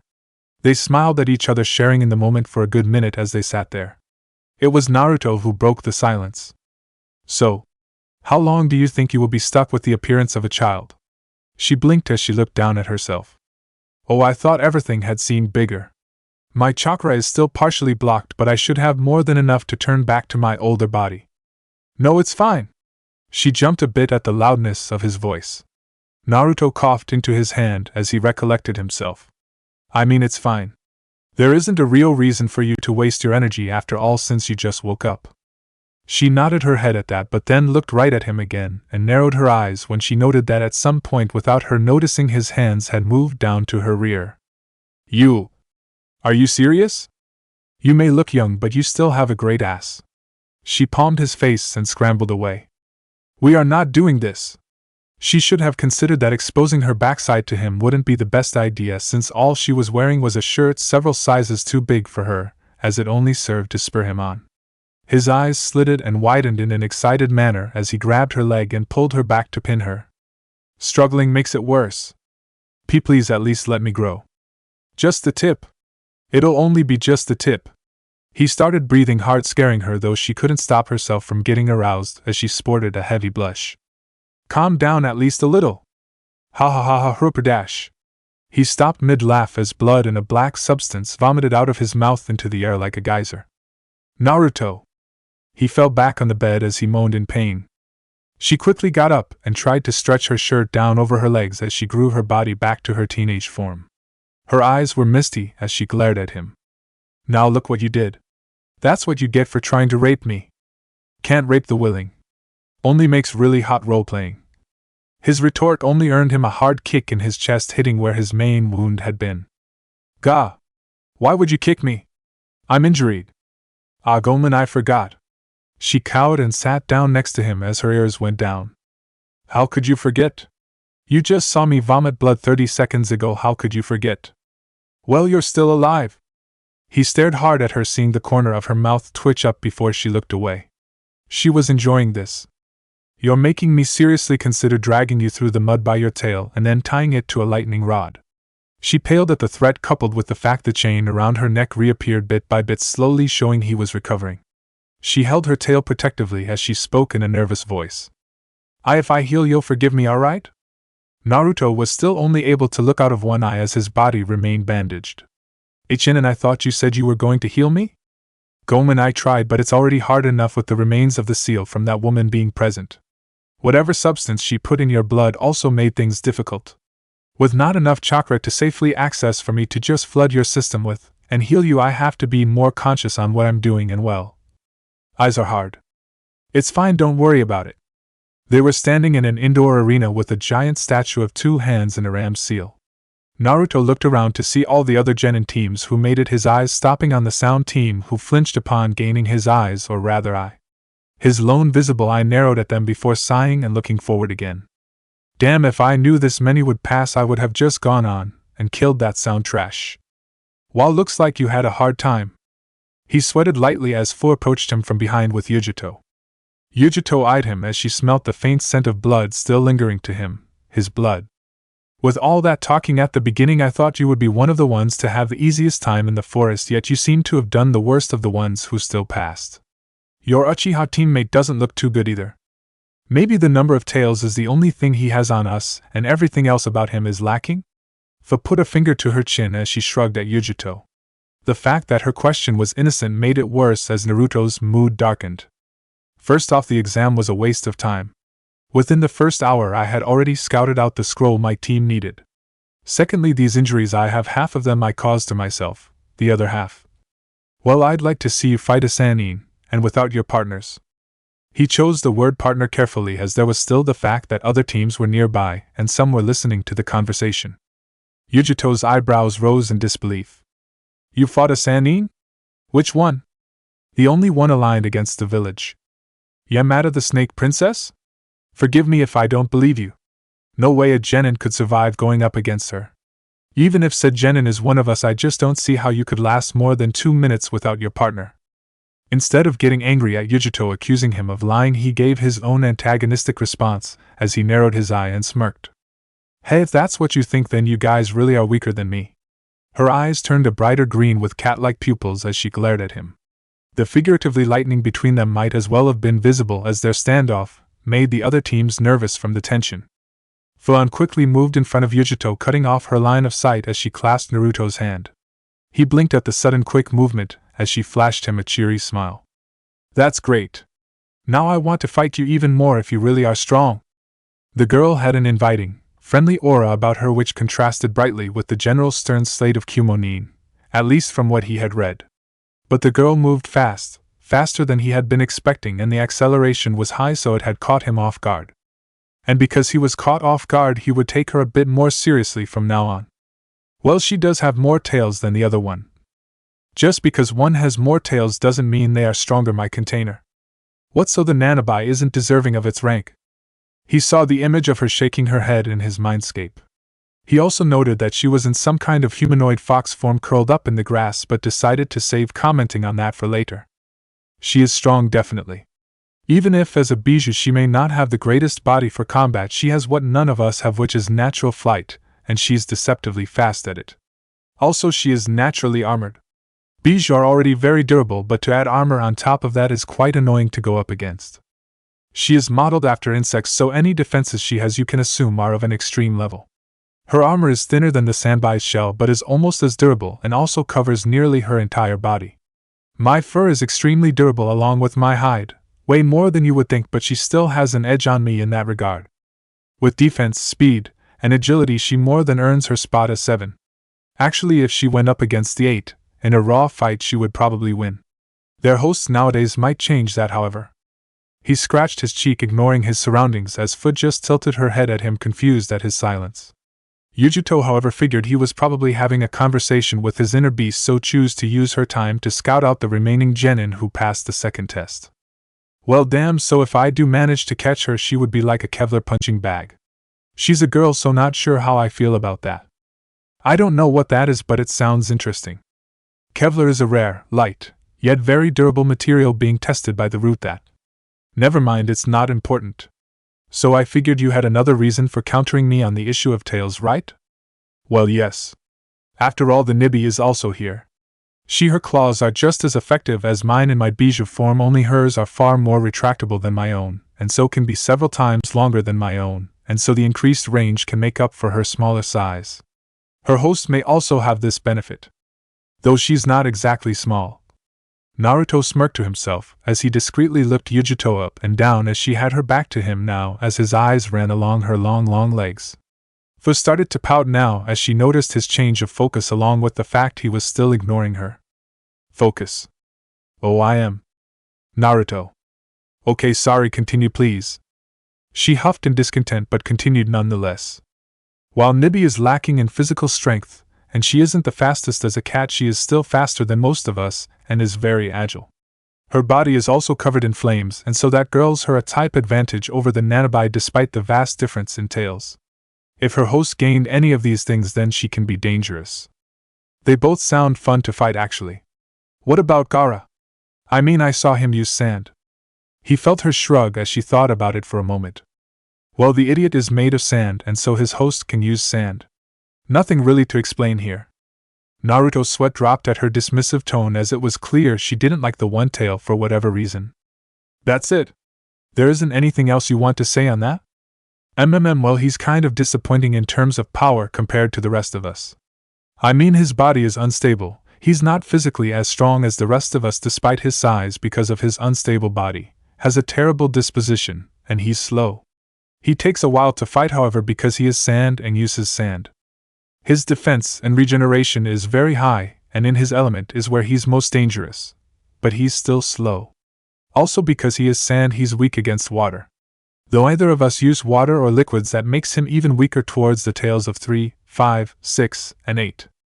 While sand would normally have an advantage over fire because of the potential of us bijou, the Nibi and Yambi can produce flames high enough to melt him. And those of us with high physical prowess can tear him apart, such as the Yambi, Gobi, Nanabai, Hachibi, and of course me. Wow. He's kind of shit. Yes. However, humans aren't bijou by a long shot, and so if his host can use sand just like him, then as a Jinchuriki that boy is extremely dangerous and probably a smarter fighter too, since he's small. So another one who will be fun to fight? Great. He paused as a thought that had been nagging at him ever since she started talking came up. Wait, so all of these Jinchuriki you said likely inherited from their Bijou. Well then, what did I get from you? Healing? Do all Jinchuriki not have an innate healing factor? Plus I'm also an Uzumaki. Well, what about your instincts? I wouldn't put it past a Nibi with her being a cat to have given her host similar senses. Is there really nothing different you've given me? Am I LL love? She blushed as her words came out awkwardly. Naruto stopped to think about it for a few seconds, which was probably longer than he should have. HNN fine. Don't groan at that. You should feel honored to be the first one to have such a relationship with a Bijou. If you say so. Is my B-body not good enough? He sweated as he mentally held up his hands to placate her, as she teared up. Kuromi-chan, I was just teasing you. You're perfect and I don't mind not having any special skills from you. If you actually used my power, then maybe you would have something else. Fair enough. She shifted into her yukai form and held her knees to her chest as a rain cloud gathered above her, a petulant expression on her face. It's not like I don't have anything super unique compared to my siblings. I mean, I've always been able to sense and find my prey without being able to see them. That's something, right? He winced at her defeated tone. It took a few moments before her words about clicked in his head. Wait, what? He wasn't allowed to think about it anymore, as he felt a sharp pain in his leg. He held the stinging leg as he looked for the offender, only to see a pair of irritated orange eyes glaring at him. Apparently Fu had gotten fed up with being ignored, and so kicked him hard in his shin.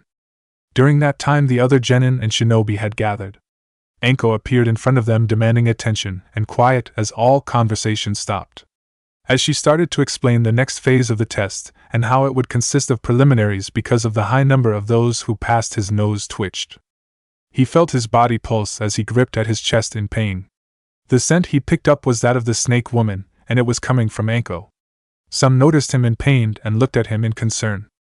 The Hokage caught it as well, as he decided to not make his concern vocally known as he stepped forward to vocally explain the meaning of the exams. Alright, you sorry maggots. You guys were lucky enough to get past the forest, so now I think it's time to get the third part on the road. Or rather, that's what I would say, but unfortunately too many of you guys passed, so we will start with the aforementioned preliminaries. Everyone needs to move outside the floor to the balcony above.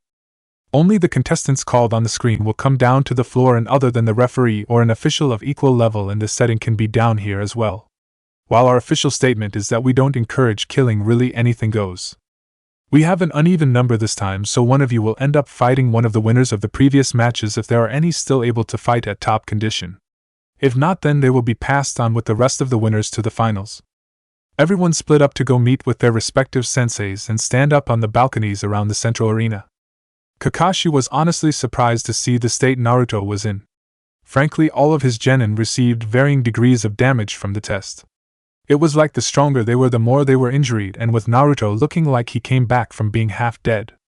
Getting the info from Anko that they had had an encounter with the Snake Queen herself, he supposed he should be thankful that none of them were outright killed.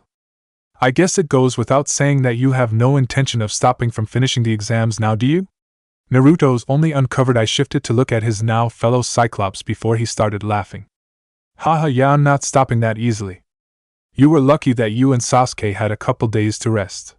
Gave you time to recover with your tenant, and gave me time to seal that nasty mark Sasuke received. Though I am surprised that all things considered you haven't healed over good as new by now. Oh, that's because I got sealed as well. What? Yeah, I guess I got in the way enough that she took an interest in me. He shivered a moment despite him wearing an eye smile which just made Kakashi go blue in the face a little as he somewhat overinterpreted Naruto's reaction. So she poisoned me, put her mark on me too, and suppression sealed me, twice. Why didn't you say anything? To be fair, Kakashi, if you were as concerned for the rest of us as you were for Sasuke, then you would have at least checked up on me after us having a run-in with the Sannin. Hell, if you paid attention more, then maybe Sakura wouldn't have been so useless, and we would have came out the forest in better shape? While they had tried to keep their volume down because of the nature of the conversation, but right then Naruto's voice became that of a harsh whisper that Sakura flinched at being called out, while Kakashi hid most of his guilt. Sasuke, on the other hand, didn't react, but he wouldn't lie if he was asked if he wanted a more effective teammate than the pink siren on his team. Inuzuka Kiba vs Uzumaki Naruto. Naruto looked to the screen and smirked. Oh? I get to fight right off the back? Woohoo! We get to fight the dead last? Talk about an easy win, Akamaru. The small pup barked from its spot in his jacket. Kiba jumped over the railing to the floor below. After he landed, he stood back up and pointed up at Naruto. Uzumaki, get your ass down here. I want to get this match over with. Naruto smiled at him, but as he looked at Kiba, his smile spread before his teeth showed and his fangs gleamed in the light. There was a small poof of smoke as a small fox appeared on his head. He looked up and saw Kuromi looking upside down at him, winking. Kuromi-chan, so you can still appear even in spite me being suppressed? Yes, though I will admit it took a noticeable bigger degree of concentration. He nodded lightly, as that was good to know. So what is the state of my body in terms of combat? Well, from what I can tell, other than the obvious complications, you should be fine.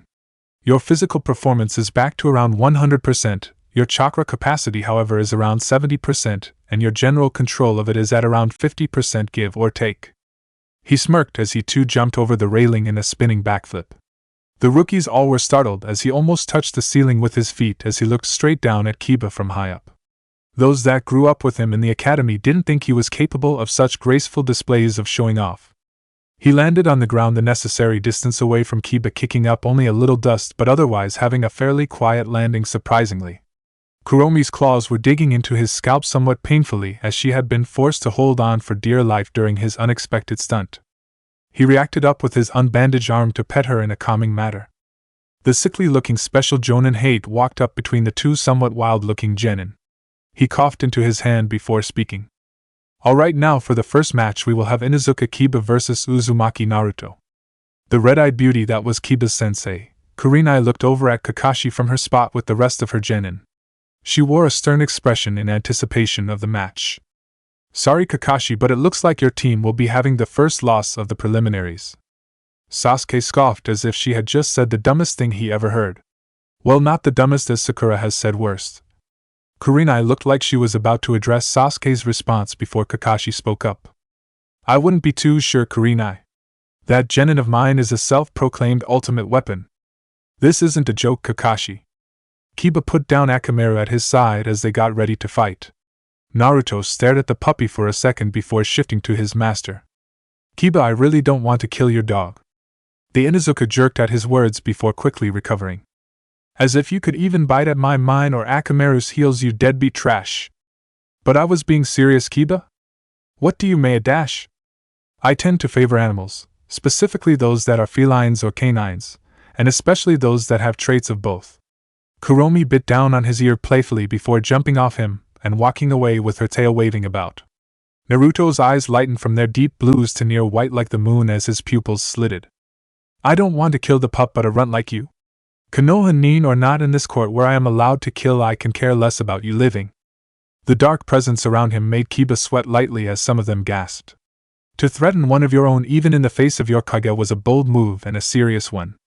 Yo, so this is the kid in line with the 9, covered in bandages but acts like he's fine? Yujito groaned as she had to listen to one of her sensei who had the annoying habit of trying to rap everything he said. Yes, he looked to be pretty strong. Hopefully he really is. He may look weakened, but I wouldn't write him off yet. He's still got a few tricks up his sleeves, I bet. Yujito looked bewildered for a moment. That actually wasn't as bad. Fu giggled at the exchange but didn't say anything.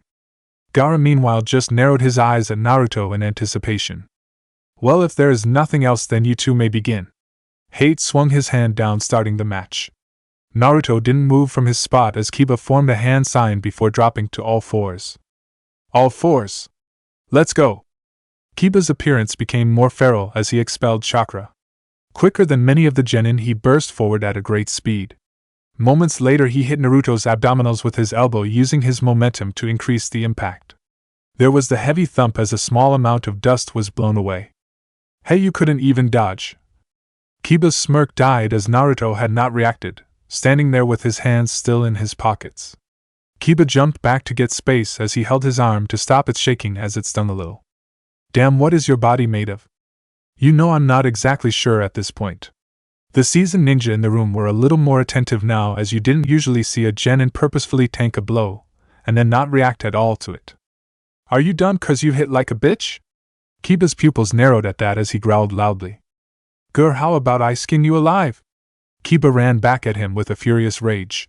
He dragged his claw-like nails through the air to swipe at Naruto. Naruto simply took his unbandaged arm out of his pocket and batted it away. Kiba swung back again in the other direction only for his hand to be smacked away again. Kiba kept striking Naruto up close at a speed that most genin would have to avoid, but Naruto calmly batted away all the strikes with just his one hand. The fact that he couldn't land a single hit on Naruto was pissing him off. Stop playing around, bastard! Naruto gave a tired expression before putting his hand to Kiba's chest and pushing him away in a gust of wind. Kiba went further back than he was expecting as he landed on his feet 10 meters away. A moment later his legs buckled before he fell forward and vomited his breakfast onto the dirt. Some of the genin gasped as they recognized that to a similar technique they witnessed. Shikamaru was the first to be vocal about it. Isn't that very similar to that move used by one of the Odo genin? Dosu himself scowled in murder at Naruto. First he stole his pride, then he stole his look, now he's stealing his moves. Is this brat trying to replace me? I will not have him erase my existence. Gaara for some reason sneezed, which was odd for him. I simply disturbed your organs and stomach with that impact. If I had actually used chakra, you'd probably be hemorrhaging right now. Naruto rolled his wrist in a lackadaisical manner as Kiba managed to pick himself up. Naruto was treating Kiba like a jonin or chunin playing around with a fresh genin. His posturing and everything reminded the other sensei of Kakashi in his younger days, though much less of a hard ass. The physical strength to push him back that easily, the ease at which he fended Kiba off. Even his disposition itself is nothing like what you would expect from someone described as a hyperactive near-dropout genin. How did you get him to make such a dramatic turnaround in such a short time, Kakashi? Kurenai was genuinely curious, as while they were the same rank, Kakashi was differently the more experienced and, dare she say, skilled ninja. If she could learn what his method for his students were, then maybe she could apply that to Hinata's meekness to help get her out of her shell. I actually didn't do a whole lot, to be honest. Naruto does take to the team exercises way more than the other two, which is quite surprising when you consider what kind of childhood he might have had. I do teach Sasuke and at least try to instruct Sakura. But quite frankly, Naruto is largely self-taught, and he's skilled in areas that he really shouldn't be when you consider the type of ninja he should be classified as, so it's difficult to even know how to teach him along with the number of talents he has, and so the only thing he gets from me is sparring matches, your general advice, and chakra exercises. Sparring with you? Don't you mean his teammates? Probably Sasuke, right? To his opposite side a bit away, Asuma leaned in their direction with the same amount of curiousness as Kurenai. Sasuke had an idea what was coming but balled his fists in silence anyway. Sure, he does spar with Sasuke, but the kid likes a challenge, so he fights me, and I have to say it's somewhat easy to beat him, but not easy to beat him unscathed. He also has some code he lives by to not use his chakra unless he needs it, when his head is level at least. Asuma nodded while Kurenai was more surprised than him. Asuma had read up a little on the boy, so had an idea of the boy's deception on his abilities. Kurenai, however, being a new sensei, still took things a little more at face value. Naruto would serve as the fastest way to help her correct that fault. Back to the floor, Akamaru had turned red after Kiba had fed him a pill growing large to that of a medium-sized dog, and jumped on Kiba before transforming into an identical clone of him. Beast mimicry. Man-beast clones. Gutsuga. Kiba threw smoke bombs at Naruto before both Kibas took off at him, spinning wildly like drills, and became airborne as they aimed at him. Naruto was surprised by Kiba's cleverness, figuring out what he was going to do, so much so that he grew excited. Haha, wow, you do have a brain. Is this your best plan? 'Cause if it is, then I'm impressed. He yelled through the smoke as the two drills entered into it. But at the same time, to completely destroy the strategy that you probably spent days to create. CRRK. There was a harsh contact that echoed out the smoke before a shockwave of wind went out and blew the smoke away. Right before the shockwave, Naruto had turned a full 360 when Kiba was a meter away to swing around a high kick as quick as lightning right to the side of Kiba's head. It showcased his combat flexibility as Naruto's legs went a full vertical 180. Naruto grinned and got a little too into it, losing his chakra a bit, which emitted out of every pore in his body and tore apart all the bandages on his body, making the material explode outward in shreds. To completely destroy a plan you had pride in is something I can take pride in. Kiba's eyes widened out from the impact before the delayed force finally met up a second later, and Kiba went rocketing across the floor to hit the wall, spiderwebbing it. He kicks as hard as Lee full force. My guy was pleased to see that there was a potential taijutsu rival here for his favorite pupil. Kiba suffered shock from the force of the attack before passing out a few seconds later, as his head slumped forward, blood dripping from his mouth though his body was still stuck in the wall. Naruto heard growling behind him to see the other Kiba about to strike him. Naruto's near-white irises glowed for a moment, and for the first time in the entirety of the match Naruto actually moved from his spot. He moved at such a speed that the Kiba saw him as if he were walking, yet he himself was still moving in slow motion. In an instant Naruto was inches from him. He cocked his fist back, making the Kiba flinched and fall over. Naruto let loose his punch, hitting the ground right between the Kiba's legs. The fist sunk into the earth, breaking it up. A strike like that might have ended up going through the Kiba's body if it had connected. Naruto once again lost his chakra again simply from moving in an aggressive manner, and his clothes were damaged even more. The burst of chakra just seemed to magnify his intent, and what the beast man saw just seemed to further make him shake in fear as he wet himself before a puff of smoke erupted and Akamaru was seen whimpering. You can change your appearance, and you can even have a similar smell to your master, but there are other ways to sense people, Akamaru. There was a buzzing that filled the dog's ears as he was overcome with fear and actually ran away. And that's the match. Naruto stood back up, noting it was oddly silent. He put his hands in his pockets, only to end up touching his thigh. The fuck? He looked down and saw around 85% of his body was now exposed, as only a few bandages were hanging off his torso, and his pants might as well have been a towel tied around his waist. He quickly covered his crotch to hide his secret weapon as a breeze went by. He looked up to see many staring at him with either a look of surprise and a blush. Sakura coughed into her hand and looked away as an awkward air blanketed the area. Everyone took note of his body, which was lean and was developing into a chiseled one, showing that he definitely worked out and was built for speed, but puberty was catching up with him, showcased by his muscle definition, with his abs being the most present. Damn it, I really need to get my old clothes fixed before my chakra destroys more than my modesty. Others noticed how he had some near unnoticeable scars from the distance they were at, but where he was bandaged that the eye was cloudy, and his body itself was covered in black crack-like markings that faded slowly, appearing strongly when he used chakra. Naruto felt a chill on his ass and realized his ass was exposed. He quickly formed a thick chain to cover his ass. It seemed that was the last straw, as him using chakra again destroyed what remained of the fabric on his front. His eyes widened in disbelief at the situation as he saw it destroyed in slow motion.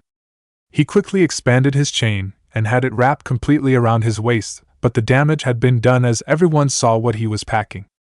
His body was definitely more than enough, but with the scene now being extremely lewd, with his body also looking halfway like edge fuel because of that snake woman's curse, and half like it was crafted by God because he's the main character, it caused many of the girls to have nosebleeds, with a few of them having more explosive ones than others, such as Hinata and a few others.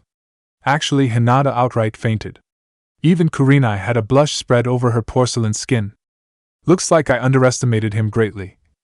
The guys either laughed at him or cursed him. Yujito rubbed her bloody nose with her arm, but had too much of a focused expression as her arm hid a small smile, and she almost drooled as she started at him. Well, now I see what Kyo-chan sees in her host. The Nibby mused, but was equally as focused on the scenes as he tenant she was inside. Imagine how fun it would be to fight someone with a body like that. Fu exclaimed animatedly. Yujito's head now snapped to look at her in shock at what she so boldly said. Fu looked at her confused before a few seconds later it clicked, and she blushed furiously. I didn't mean it like that dash. She meant an actual fight, now lewd wrestling, but it didn't matter because in the end she would still get more than she bargained for. Samui simply blinked with a small blush on her usual stoic face. Hot. Atsui looked in disbelief at his sister stealing his catchphrase, and now he hated Naruto even more. Hearing all the chatter while simultaneously hiding himself, Naruto, for one of the few rare times to count, actually blushed in public. He turned his head to his only hope, which was his partner, who had been sitting up across from Yujito's team largely unnoticed in her fox form on the rail. Kuromi, help! This is fine.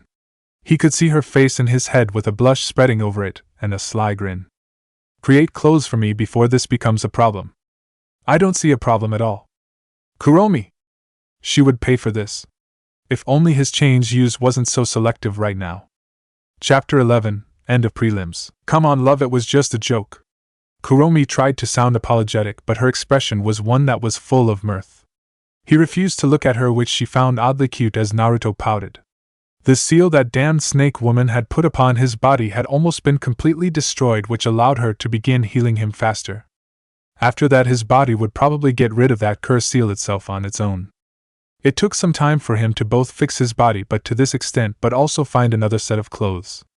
After he had basically exposed himself in front of everyone, he used his hidden speed to get the hell out of there and find an empty room in the infirmary area. His outfit was mostly the same as it was before the exams, of black sandals and jogger pants. However, for now he decided to forego his orange jacket and went with a dark orange t-shirt. Currently he was wrapping bandages around his exposed arms. These had seals on the inside of them that helped dampen some of the chakra flowing through his body so he wouldn't accidentally break something or someone again, as he got a better handle on his control. Damn, back when I was in Danzo's little think tank I didn't have to worry about the damage I would cause. He paused for a moment before continuing to wrap his arm. Now that I think about it, it still hurt like hell even back then to use my chakra, but I ignored it more because I wasn't trying to hold myself back. Now I use more than what is probably necessary. I need to hold back more and give my body time to adapt. I could just strengthen your bones to that of a demon. Naruto looked over at Kuromi for a second, who was kicking her legs off the edge of the guest bed.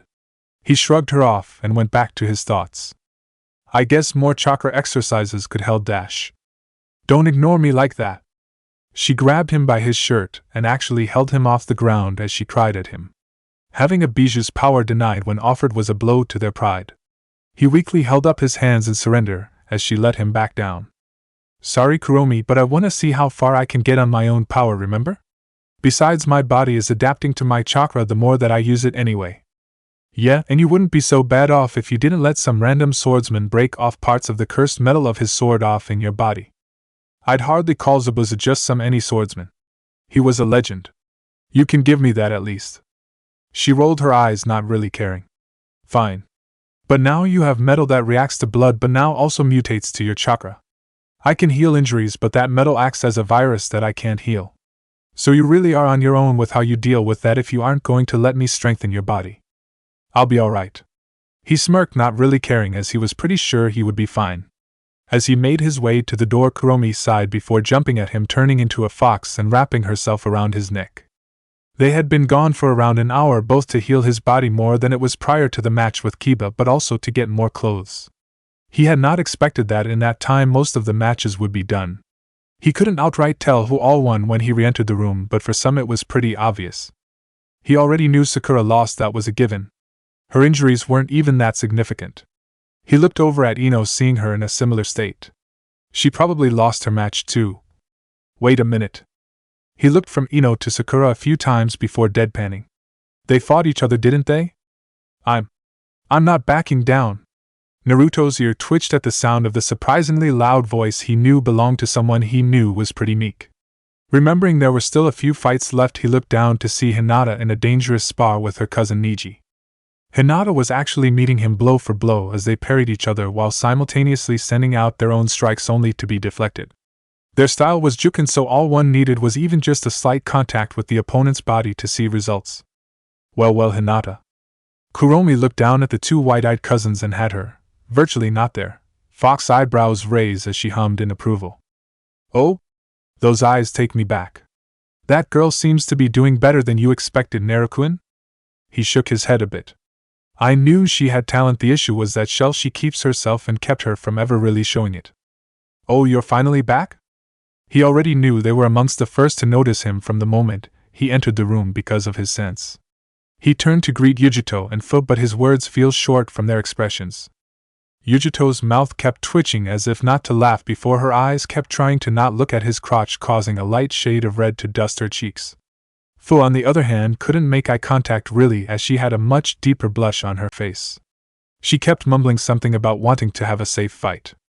Anyway, you had to fix some things that were going wrong with my body. Nothing looked wrong to me. She stopped herself too late as she could feel her face growing hot from embarrassment. Naruto's eyebrow twitched before he ignored the comment. Feeling awkward, she decided to change the conversation. So this is that here the girl you told us not to touch? She's cute. He turned to lean over the rail with her, and watched the fight. Yeah, and she's doing pretty good, I'd say. He might have jinxed the situation by saying that, as it was at that moment that both Hyugas sent a palm strike to the other's chest, but it was only Neji's that really connected. Shit. Hinata stumbled back, feeling her insides cry out to her.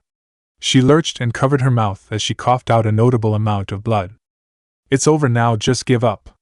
Her vision wavered as she saw the smug expression on Neji's face. Her eyes shifted up to the stand, searching for face until she found the one she was looking for.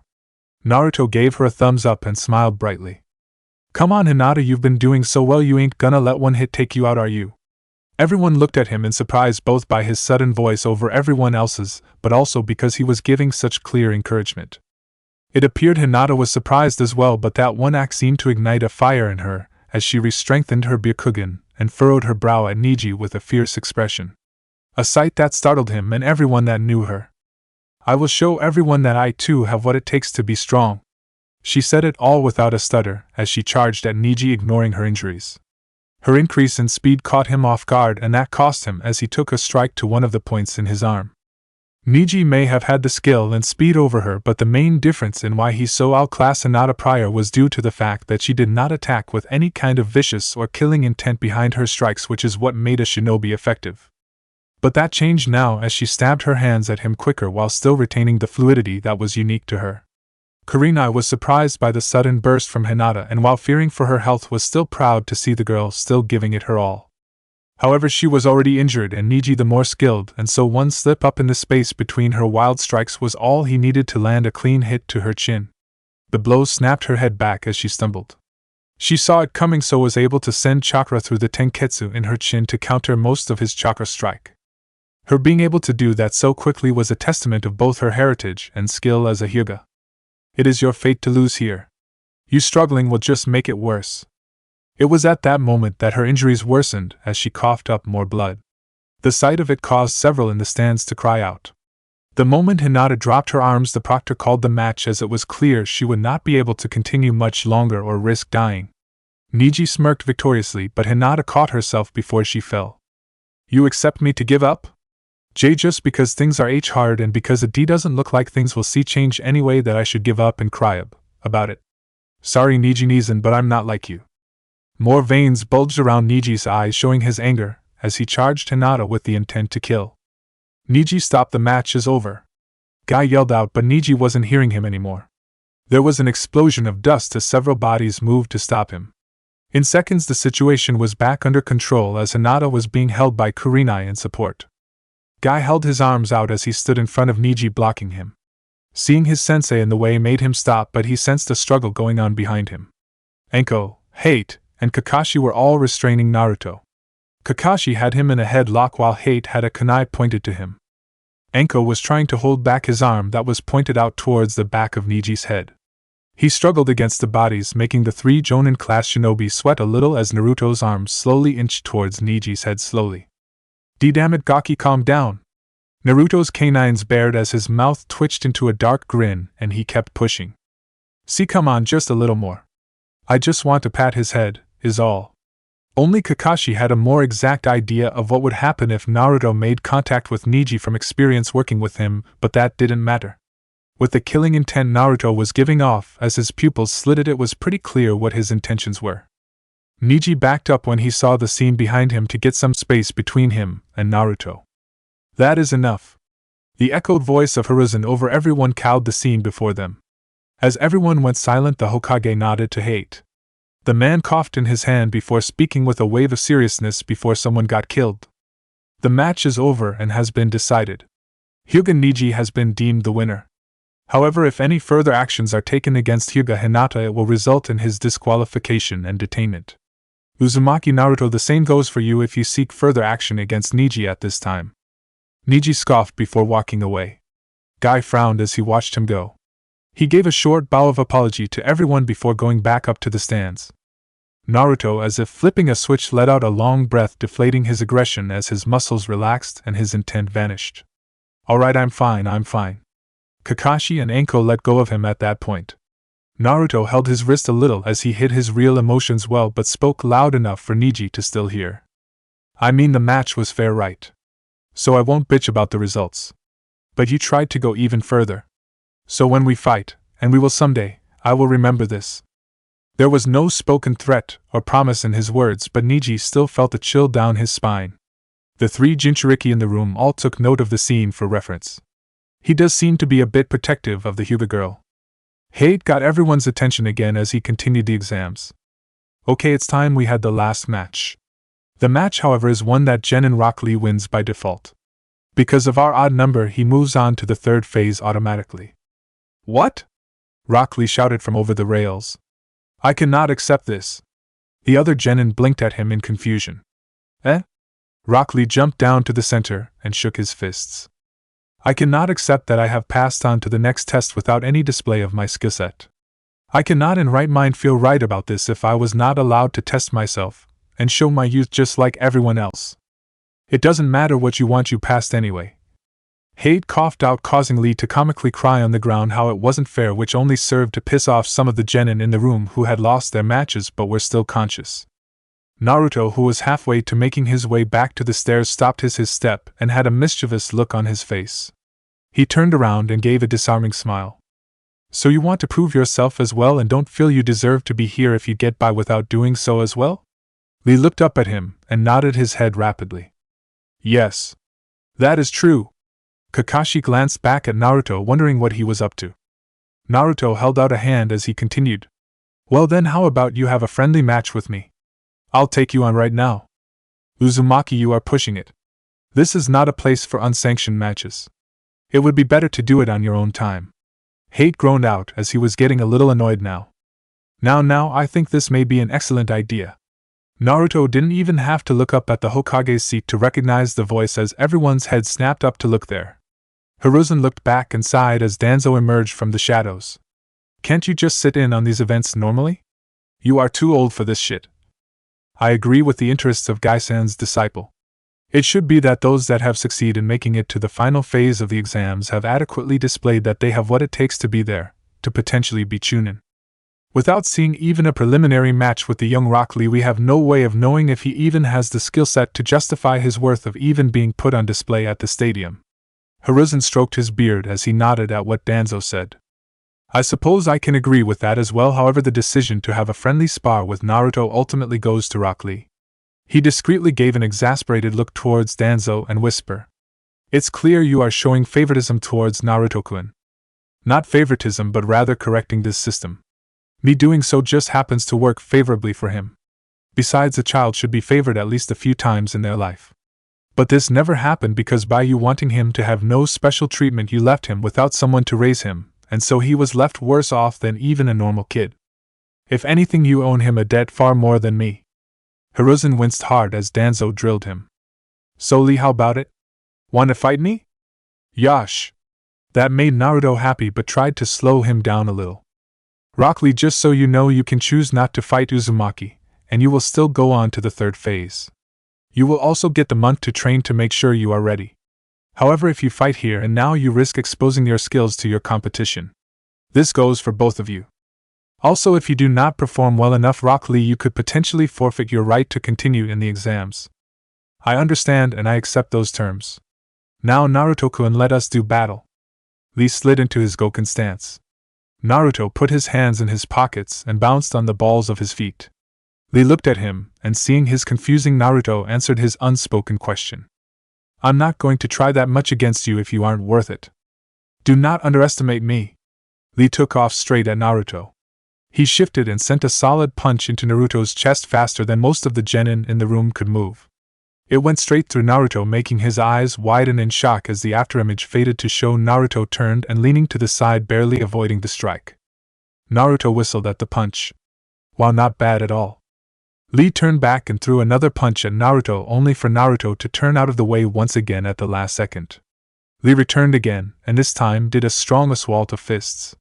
Naruto just as easily avoided each one by a small margin, making it appear as if Lee's fists were striking a packed cluster of afterimages. It was as if Naruto could feel where and how fast Lee was going to strike. Come on, you can do better, right? Lee answered him by moving with a burst of speed. Naruto's eyes widened slightly as he leaned back at a sharp angle, avoiding Lee's sharp mid-air kick. Naruto grew a little excited as he felt the wind caused by the kick move over his face. What he wasn't expecting was for Lee to suddenly drop down into a sweeping kick. Leaf whirlwind. Naruto's feet were kicked from under him, and the position he was in made him fall back all the easier. Do not expect to have an easy time against me without the use of your hands, Naruto-kun. He brought a punch to Naruto, hoping to catch him before he hit the ground with another attack. Naruto, however, without using his arms, hit his elbow to the ground and spun into leg flares. For someone who wasn't using his arms, he sure did transition into such a dexterous feat extremely fast. Fast enough that his feet clipped Lee and knocked him back as a glancing blow. Naruto stopped spinning and popped off the ground to bounce on the balls of his feet again. You are better than most of the other genin here. That much is clear. But from what I can tell, you do not currently have the strength or speed to really do much to me. There were several individual groups murmuring amongst themselves at the fight before them. Is it me, or has he gotten stronger since the fight he had earlier? Yujito rubbed her chin inquisitively. They jumped a bit as the Kumo containers just noticed a fox near them again. Kuromi's tail waved about as she sat on the rail. No, my container was already this strong. His mindset has changed a little, but the real change is that his chakra control and health are almost back to 100%. Yo, this boy is good and on his way. We are in for a show, that's what I'd say. Yujito's sweat dropped in embarrassment at B's manner of speech, while Kuromi just looked at the man olishly. I suppose every container has their own eccentricities. Sorry, guy, your genin does have some talent in taijutsu, but Naruto's battle prowess as a whole is on a whole other level. Guy laughed in an animated fashion in response to Kakashi's words, as if dismissing what he had said. I will not deny that Naruto-kun is a talented shinobi, but Lee is still holding back a great deal. Lee! His student looked up at him from the center. Guy gave him a thumbs up as his teeth gleamed. All right, Lee. Take them off. Naruto snickered at the words. I didn't know you guys had that kind of relationship. Naruto felt a little awkward when Lee did not respond at all to the joke, not having heard him, and went on top of the hand sign statue. Naruto saw he had a bundle of dense matter centered around his legs as he rose an eyebrow. Are those weights? Lee finally untied them and let them fall to the ground. Yes, that is much better. The moment the weights hit the ground, causing a loud crash from the small impact zones, many people in the room had hilariously shocked expressions. The Kumo group and Kuromi all spoke at once. Oh shit! Half the genin that were still conscious also reacted. Oh shit! Kakashi had his eye twitch at the sight before him, only imagining how heavy those weights must have been. Guy, what the hell? Naruto's heart jumped in his chest. Lee jumped off the statue in a blur as even Naruto lost track of him. It was thanks to his sense of movement and sound that he still had an idea of where Lee was. A split second later, Lee was crouched in front of Naruto before he could react. Shit! The punch connected cleanly with Naruto's stomach as he was sent careening across the ground before tumbling to a stop. Fu looked on in amazement at potentially another person she would love to fight. He's that fast? Yes, Guy-sensei, I did it. Lee punched the air happily. Did what? Naruto kicked his legs up before popping his back off the ground to land back on his feet. I'm a little insulted if you are this happy only landing one hit. As if tension was collected in his very body, the tone in the air changed simply from Naruto removing his hands from his pockets. He went into his own pose slowly as he stood to the side and held his hands open yet clenched as if holding an invisible object, making sure there was air between his fingers and his palms. But you've gotten my respect even more, so I'll use my hands now. Kind of have to with how fast you are. Yes, Naruto-kun, you will make a worthy rival. Let our fists of youth fly. And then he took off, leaving a trail of dust in his wake. Naruto's eyes darted around, though they could not keep up. Lee appeared behind him with a drop kick. The leg was met with the high block of one arm. Naruto turned his head to look at him a second later, whistling. Wow, you are really good. The only weakness in your fighting style is how direct it is for someone like me. How were you able to block so flawlessly?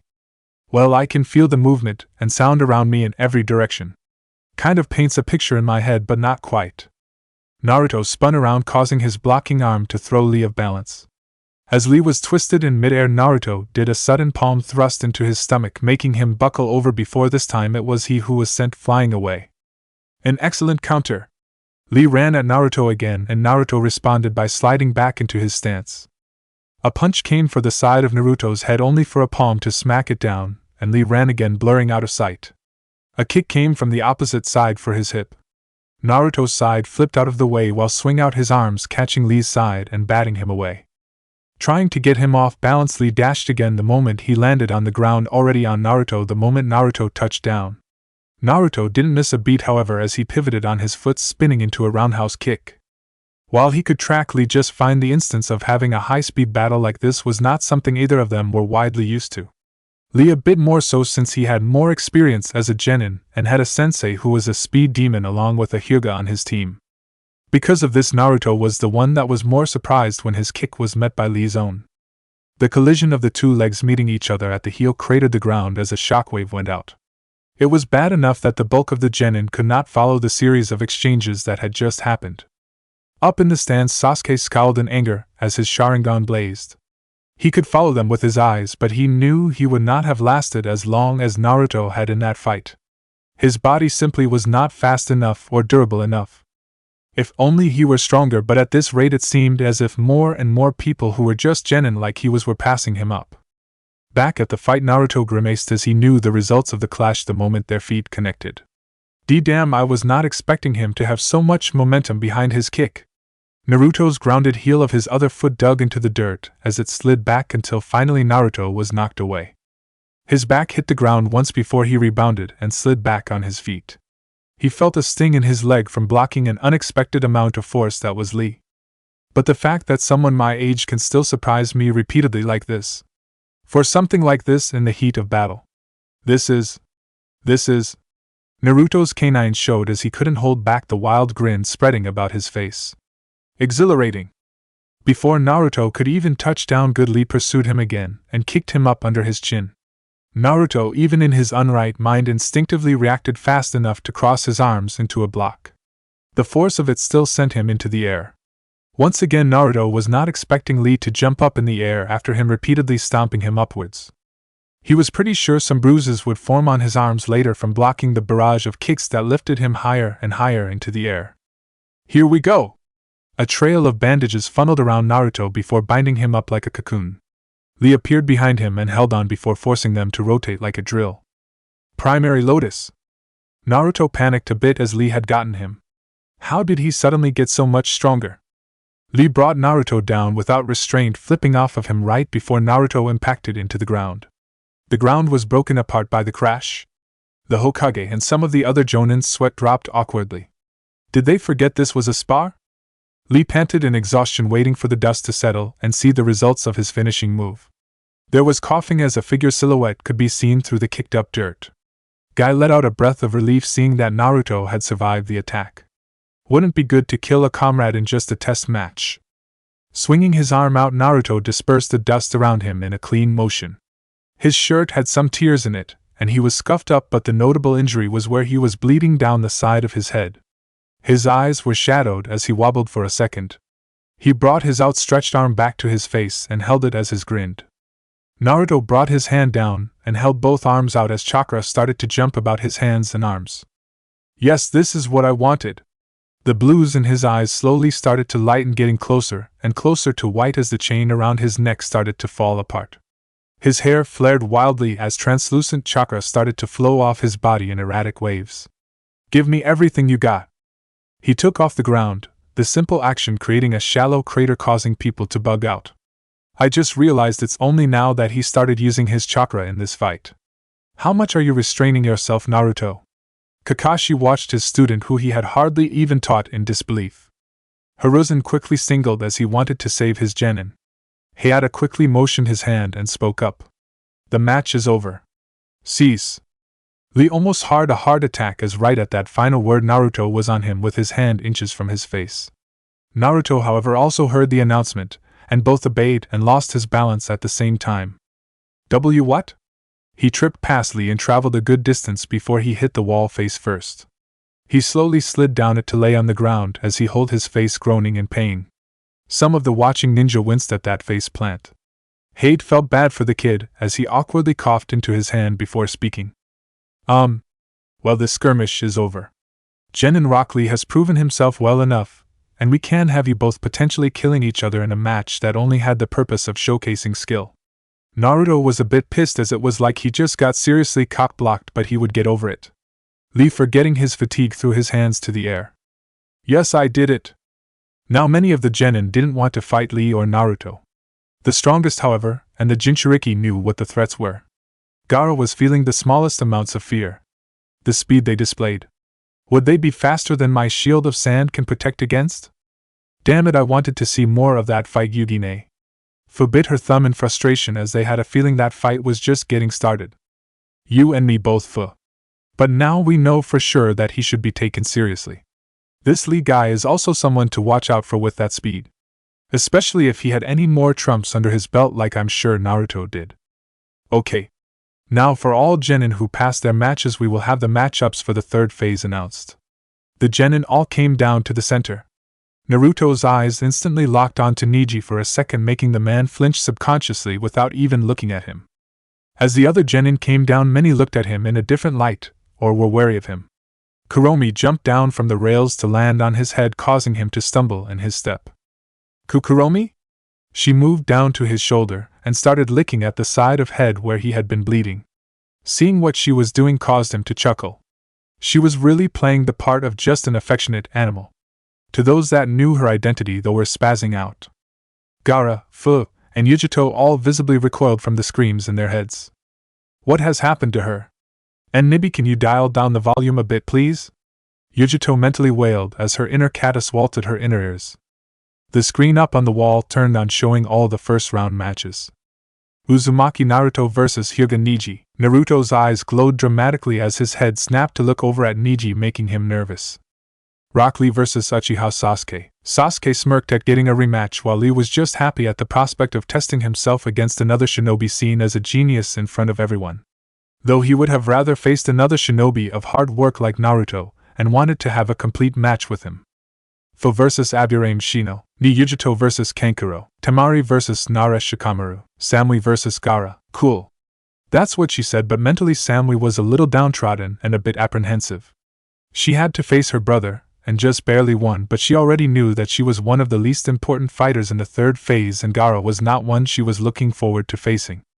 Naruto hummed in interest. So all the containers made it. This is going to be great.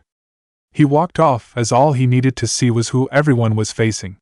He was allowed to leave as the two old men eyed him specifically. Naruto-kun seems very carefree.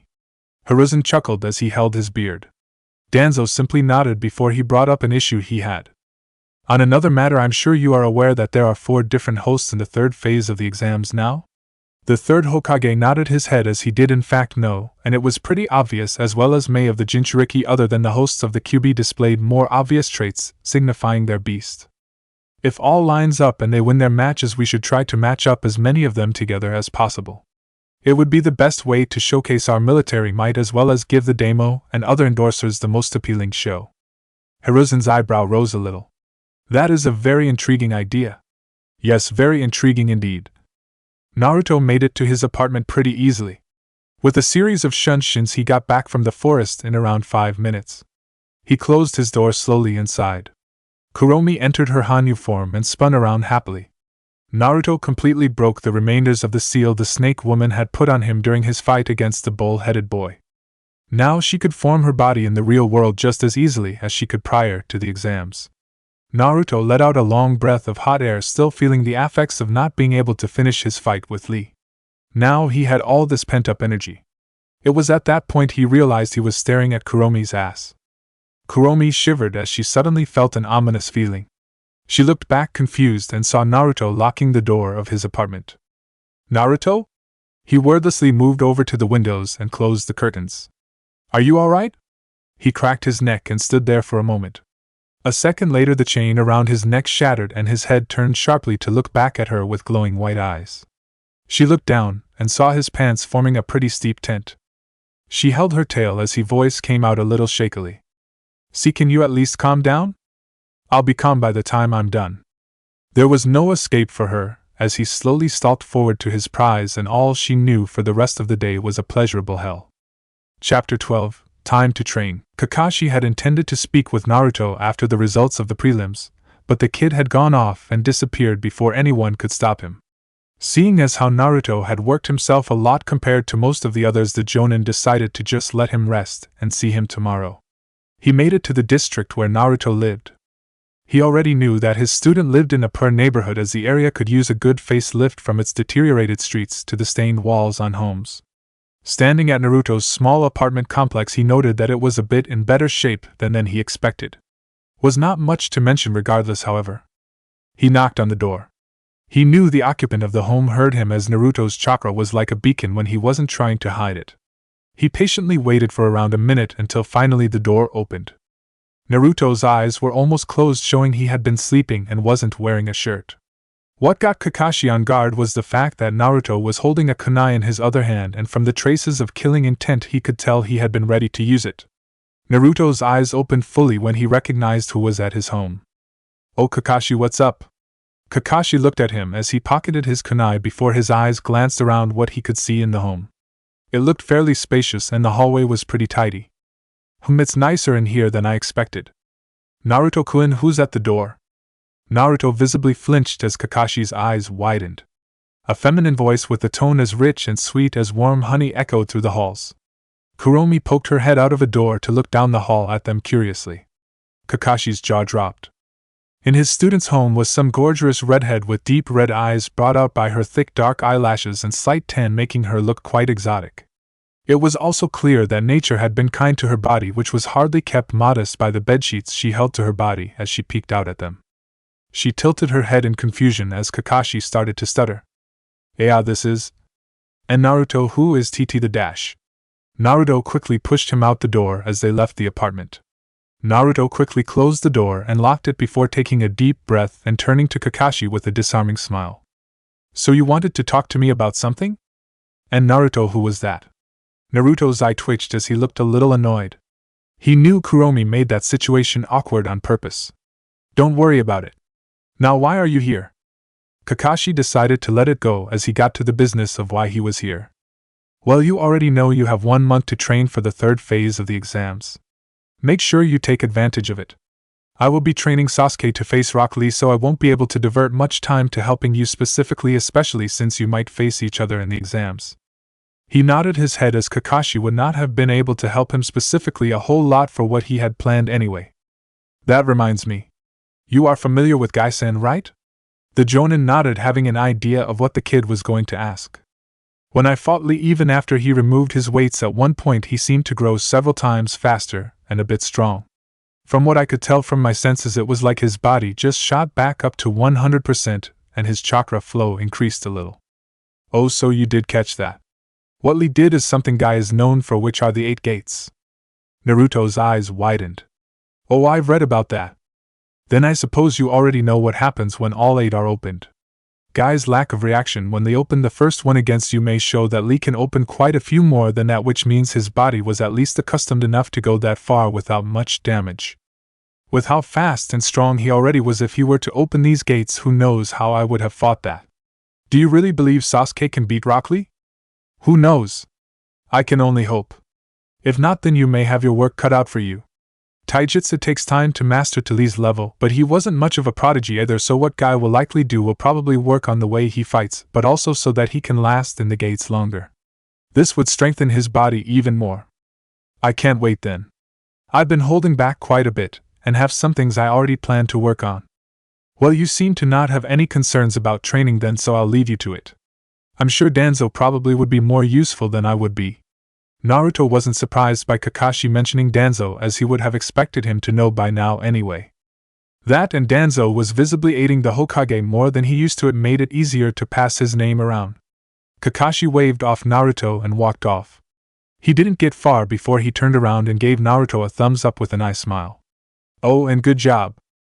Naruto's eyes narrowed and he saw a blood stain where his nose would be on Kakashi's face mask. "Die."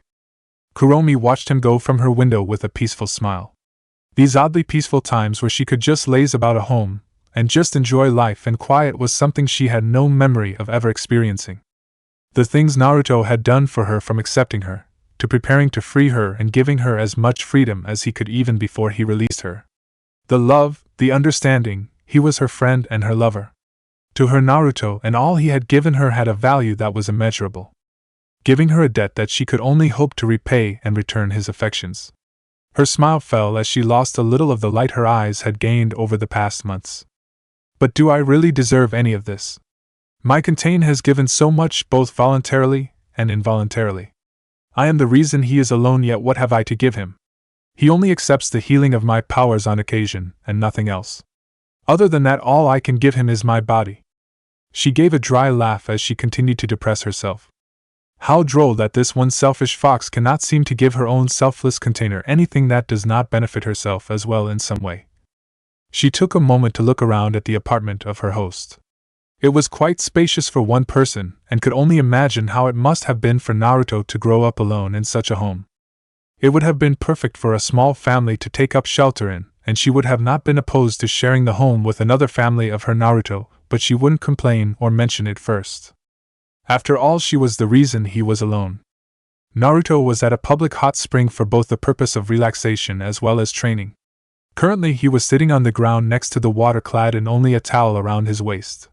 His legs were crossed as he focused on his special sense to detect all sound and motion around him in a certain range.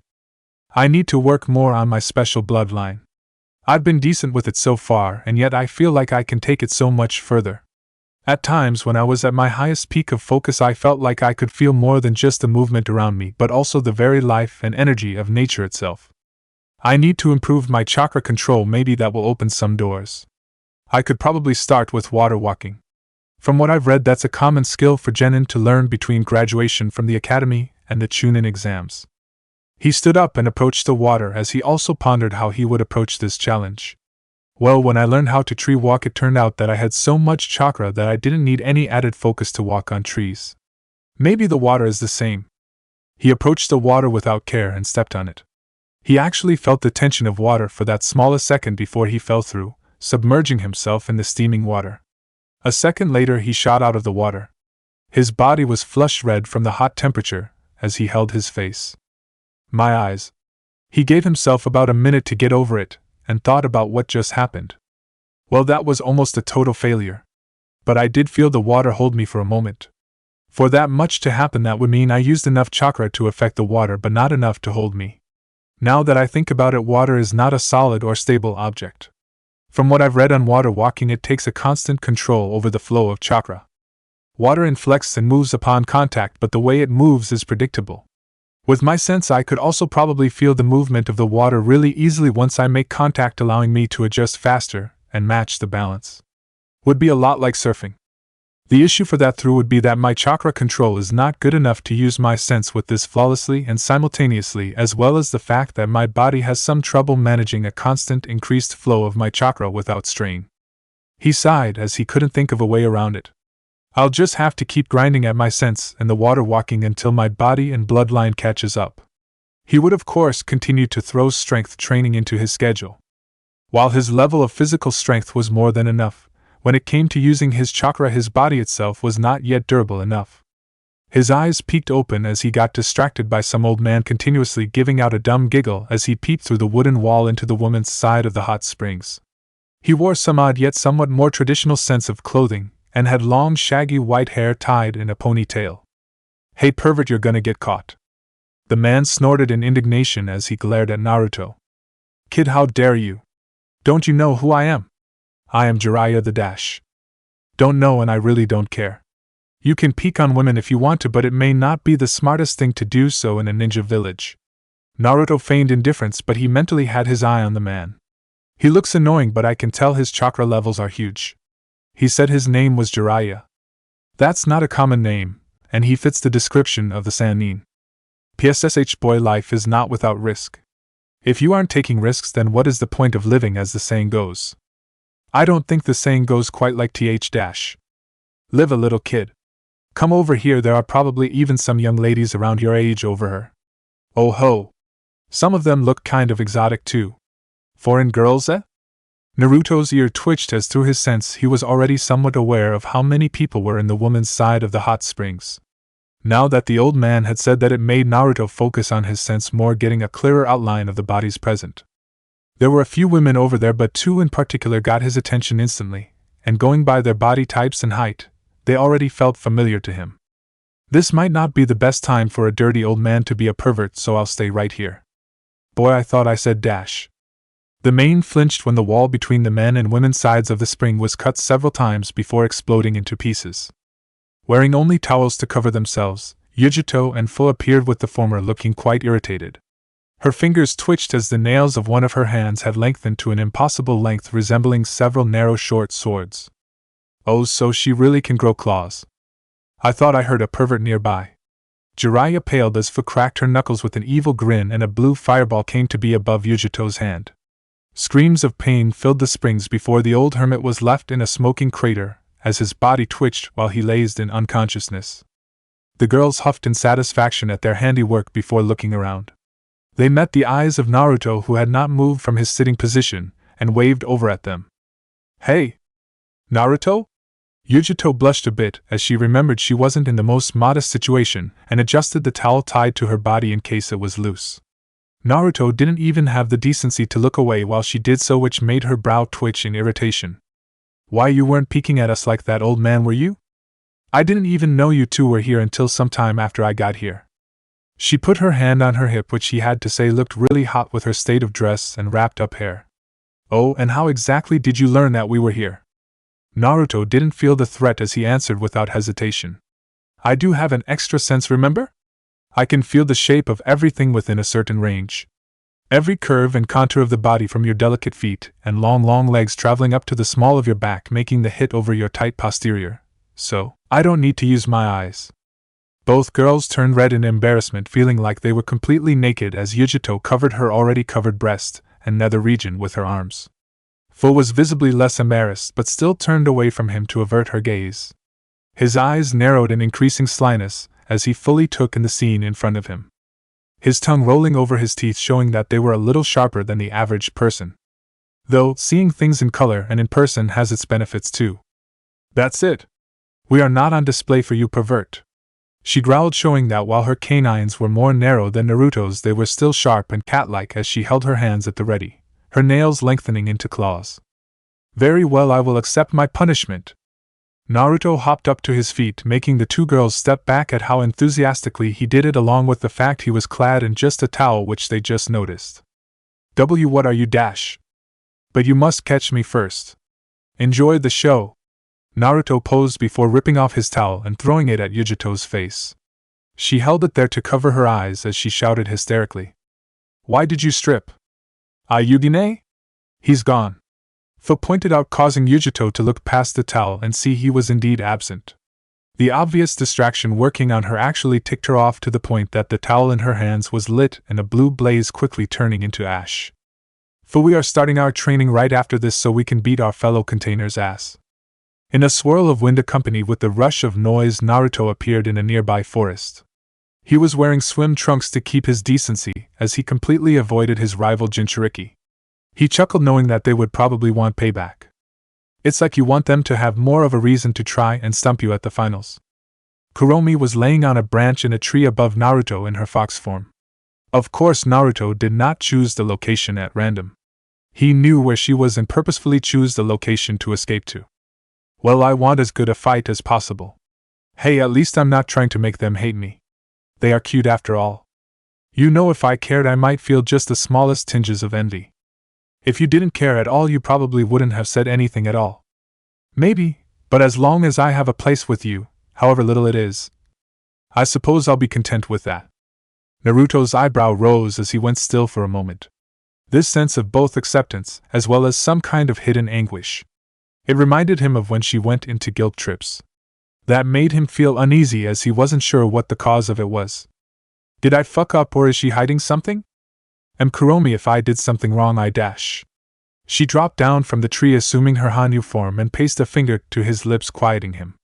She gave him a smile of reassurance at his confusion. You've done nothing wrong. Sometimes I just wonder if I really deserve this. So it is another guilt trip. He grinded his teeth a little as that frustrated him. Every now and then she would do this, but he always felt like there was some hidden reason fueling her negative emotions. He tried to make her time outside the seal enjoyable up until the time when he would eventually release her. He would pamper her, and give her the, dare her say, love she never experienced, and the sex. The sex was great, but he would continue to hit roadblocks unless the answers as to what the cause of them were found. He narrowed his gaze, showing he was serious, and grabbed Kuromi's hand, moving it away from his mouth. Are you going to tell me what you are hiding, or are we going to keep doing this where you hide your angst, and all I can do is ride it out? Feeling traces of negative energy from him combined with his irritated tone made her anxiety even more present as she showed the smallest traces of fear. Naruto picked up on it fast and let go of her hand, assuming that she took his actions the wrong way. I'm sorry I didn't dash. No, you're right, I guess it's been long enough. Her tone was heavy, as if preparing for loss, and if he knew what she was hiding, then he would have caught the double meaning to her words. After some effort, she had the decency to look him in the eyes when she spoke her next words. Naruto, I killed Dash. He held up his hand, stopping her as he detected a number of presences suddenly nearby, focusing at them. Even with that, he remembered what she said a second later and looked back at her confused. Wait, who did you kill? She gathered her nerve again and was about to speak when several ninja with blank masks jumped out the tree. She balled her fists in frustration at being continuously interrupted before realizing her fox features were exposed. She had to kill these interrupters before they caused trouble for her container and the small bit of peace he had gained. Her fangs bared as she growled, and her hands grew into wicked claws instantly. Relax. Naruto spoke out, causing her appearance to calm instantly before she fully even registered what he said. Huh? Rude ninja? I knew Danzo had been watching for a while. Was wondering when he would make himself known.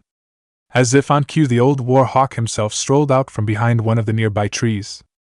You would be one of the few people to not react to my surveillance, Uzumaki. Well, I survived under the root for years. Not really afraid of you guys. Doesn't mean I'm dumb enough to pick a fight with you all either.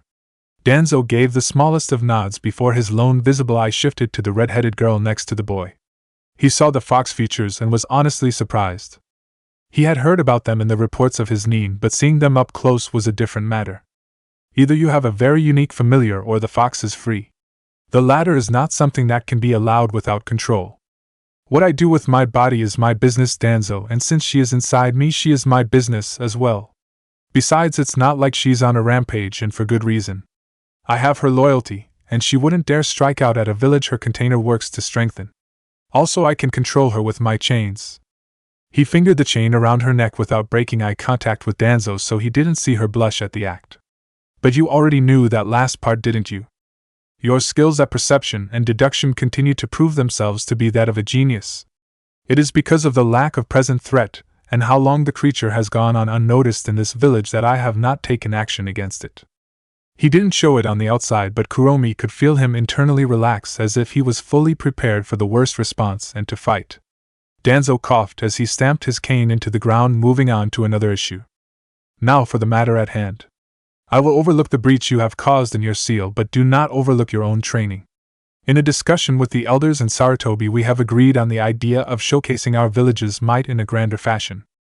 So every container that makes it past the first round will be forced to face every other container, potentially a 4-person free-for-all. Naruto's face twitched as he felt an intense combination of anxiety and excitement. The fact that he just annoyed 2 of his 3 potential opponents, and the third one was already potentially homicidal. Well, he might have put his foot in his mouth this time. His sonic-type bloodline was more suited for AoE purposes and hitting multiple targets at once than single ones, but it was also harder to control and aim in those settings, which is why he rarely ever used it during a team fight where possible allies were present. Well, I was planning to increase my power and control as well over this month anyway. He put his hands in his pockets and let out a breath before gaining a determined gaze. Fine, then, if I'm going to be the ultimate weapon of this village, then I have to prove that I am also a deterrent to the ultimate weapons of other villages.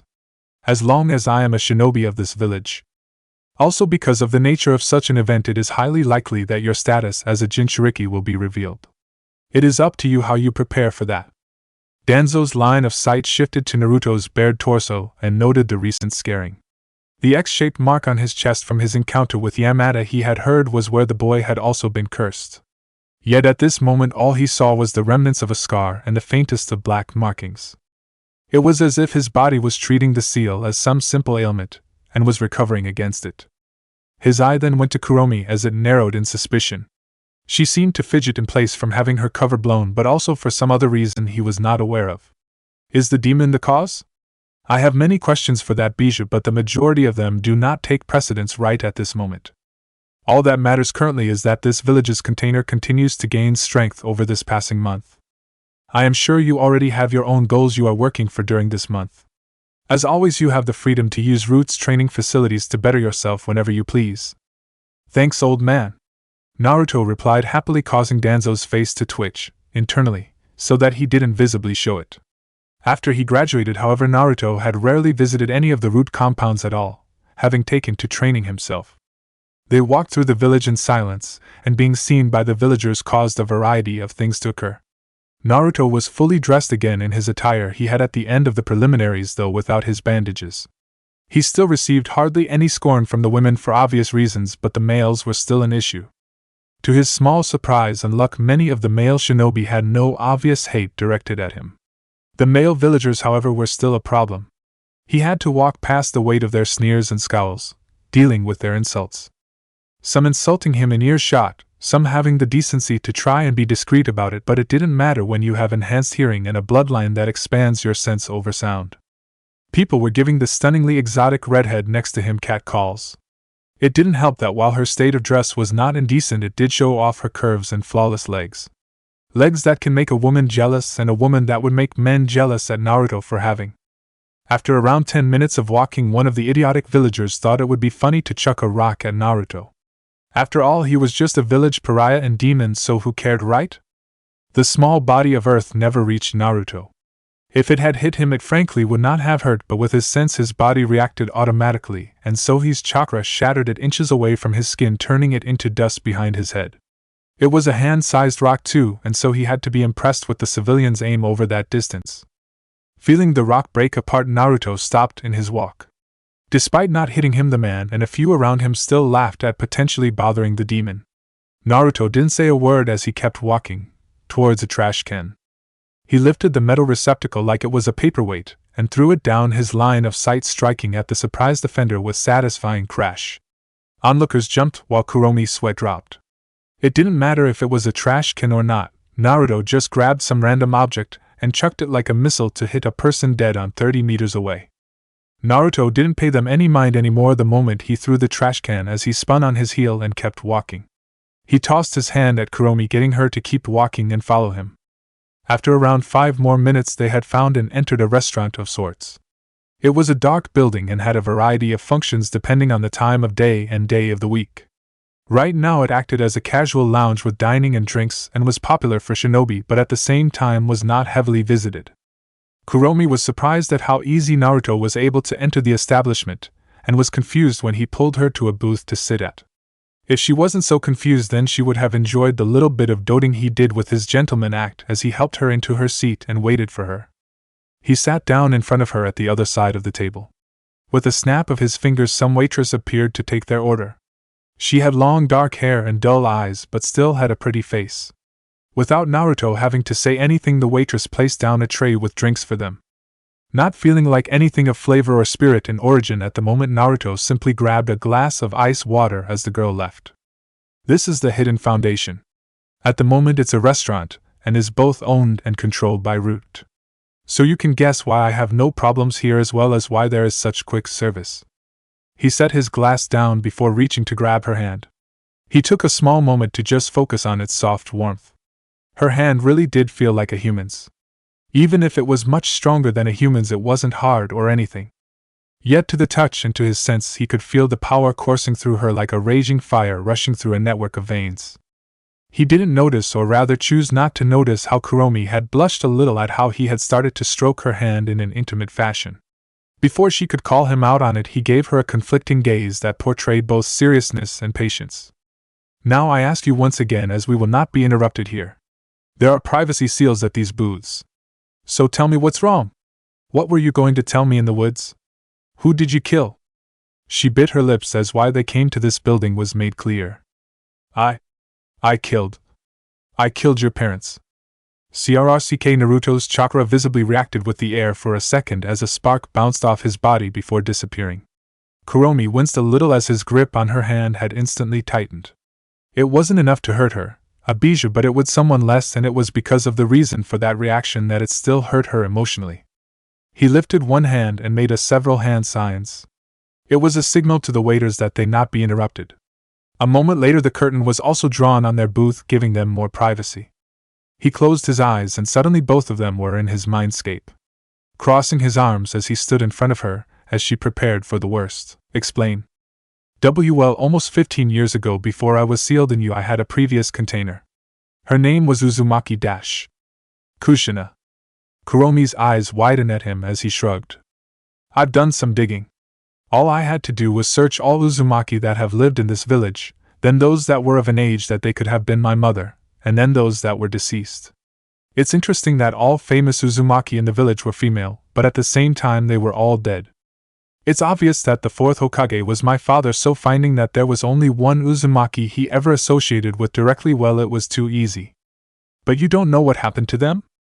Well, the seal on me is a Reaper death seal, right? So my father died sealing me, right? I guess if my mother was the container, and you are seal in me, then you either escaped her, which killed her, or she died during childbirth, and they needed a new candidate to hold you. Your reasoning is good, but it would not be completely accurate in this situation. During childbirth for female Jinchuriki, it is where the seals on them weaken the most, apparently from the disarrayed and conflicting chakras.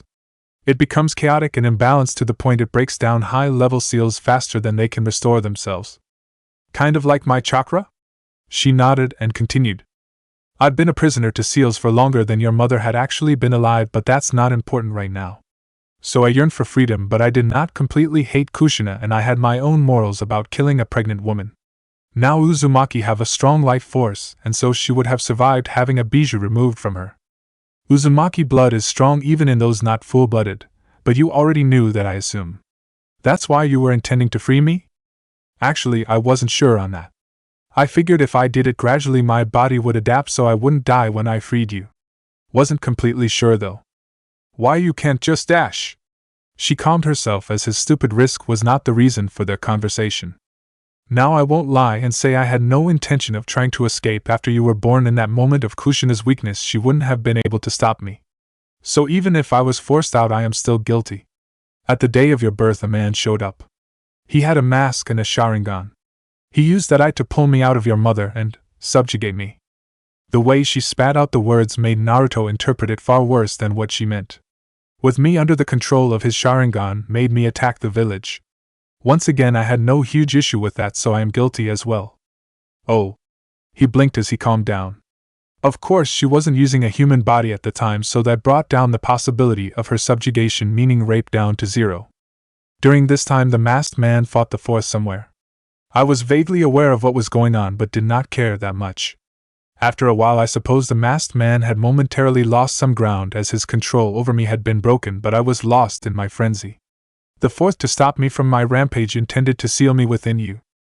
I didn't want to be a prisoner again, and so I struck out at you to kill you so they would have no way to stop me, as Kushina was too weak physically to contain me again so soon. They were good parents. They both jumped in front of my outstretched claw and were ran through as your father finished the sealing. It was that last act, as Kushina once again used her remaining chakra to restrain me from you with her chains, that you inherited. That Namikaze would have died anyway, likely because of the seal he placed, but Kushina died largely due to the toll I dealt to her body. So that was how I killed them. I feel like that was greatly truncated, but remember when I said I don't care what you've done. Even if you were in control of your actions, I don't care. I wouldn't care. Who you were then and who you are now are two completely different things, and who you are right now in front of me to me is real, and you can hate yourself, you can hate your actions, you can feel like you don't deserve anything in life, it doesn't matter. It's not important. Because I forgive you? Yeah, that still hasn't changed. Once I've said something so specific, I don't go back on my word. I understand you feeling at odds with telling me this, but if you thought I would hate you, then you were wrong. They left her the mindscape to return to the restaurant they were sitting at. Kuromi blinked and touched her face, realizing tears were falling. He reached up and cupped her cheek, wiping away the tears with his thumb as he gave a disarming smile. You've become quite the crybaby, haven't you? I don't understand. Kuromi, your position might as well have been the same as two warring factions going at each other. Konoha on one side and you on the other. At the moment you had conflicting goals, and your rampage definitely didn't help that. Your crimes were only the extent of property damage and mass murder. Only? She didn't know how he could just brush that off, but it was because of his rocky upbringing that he was so apathetic to her crimes. Here she was punishing herself, and he had no hate for her. No hate.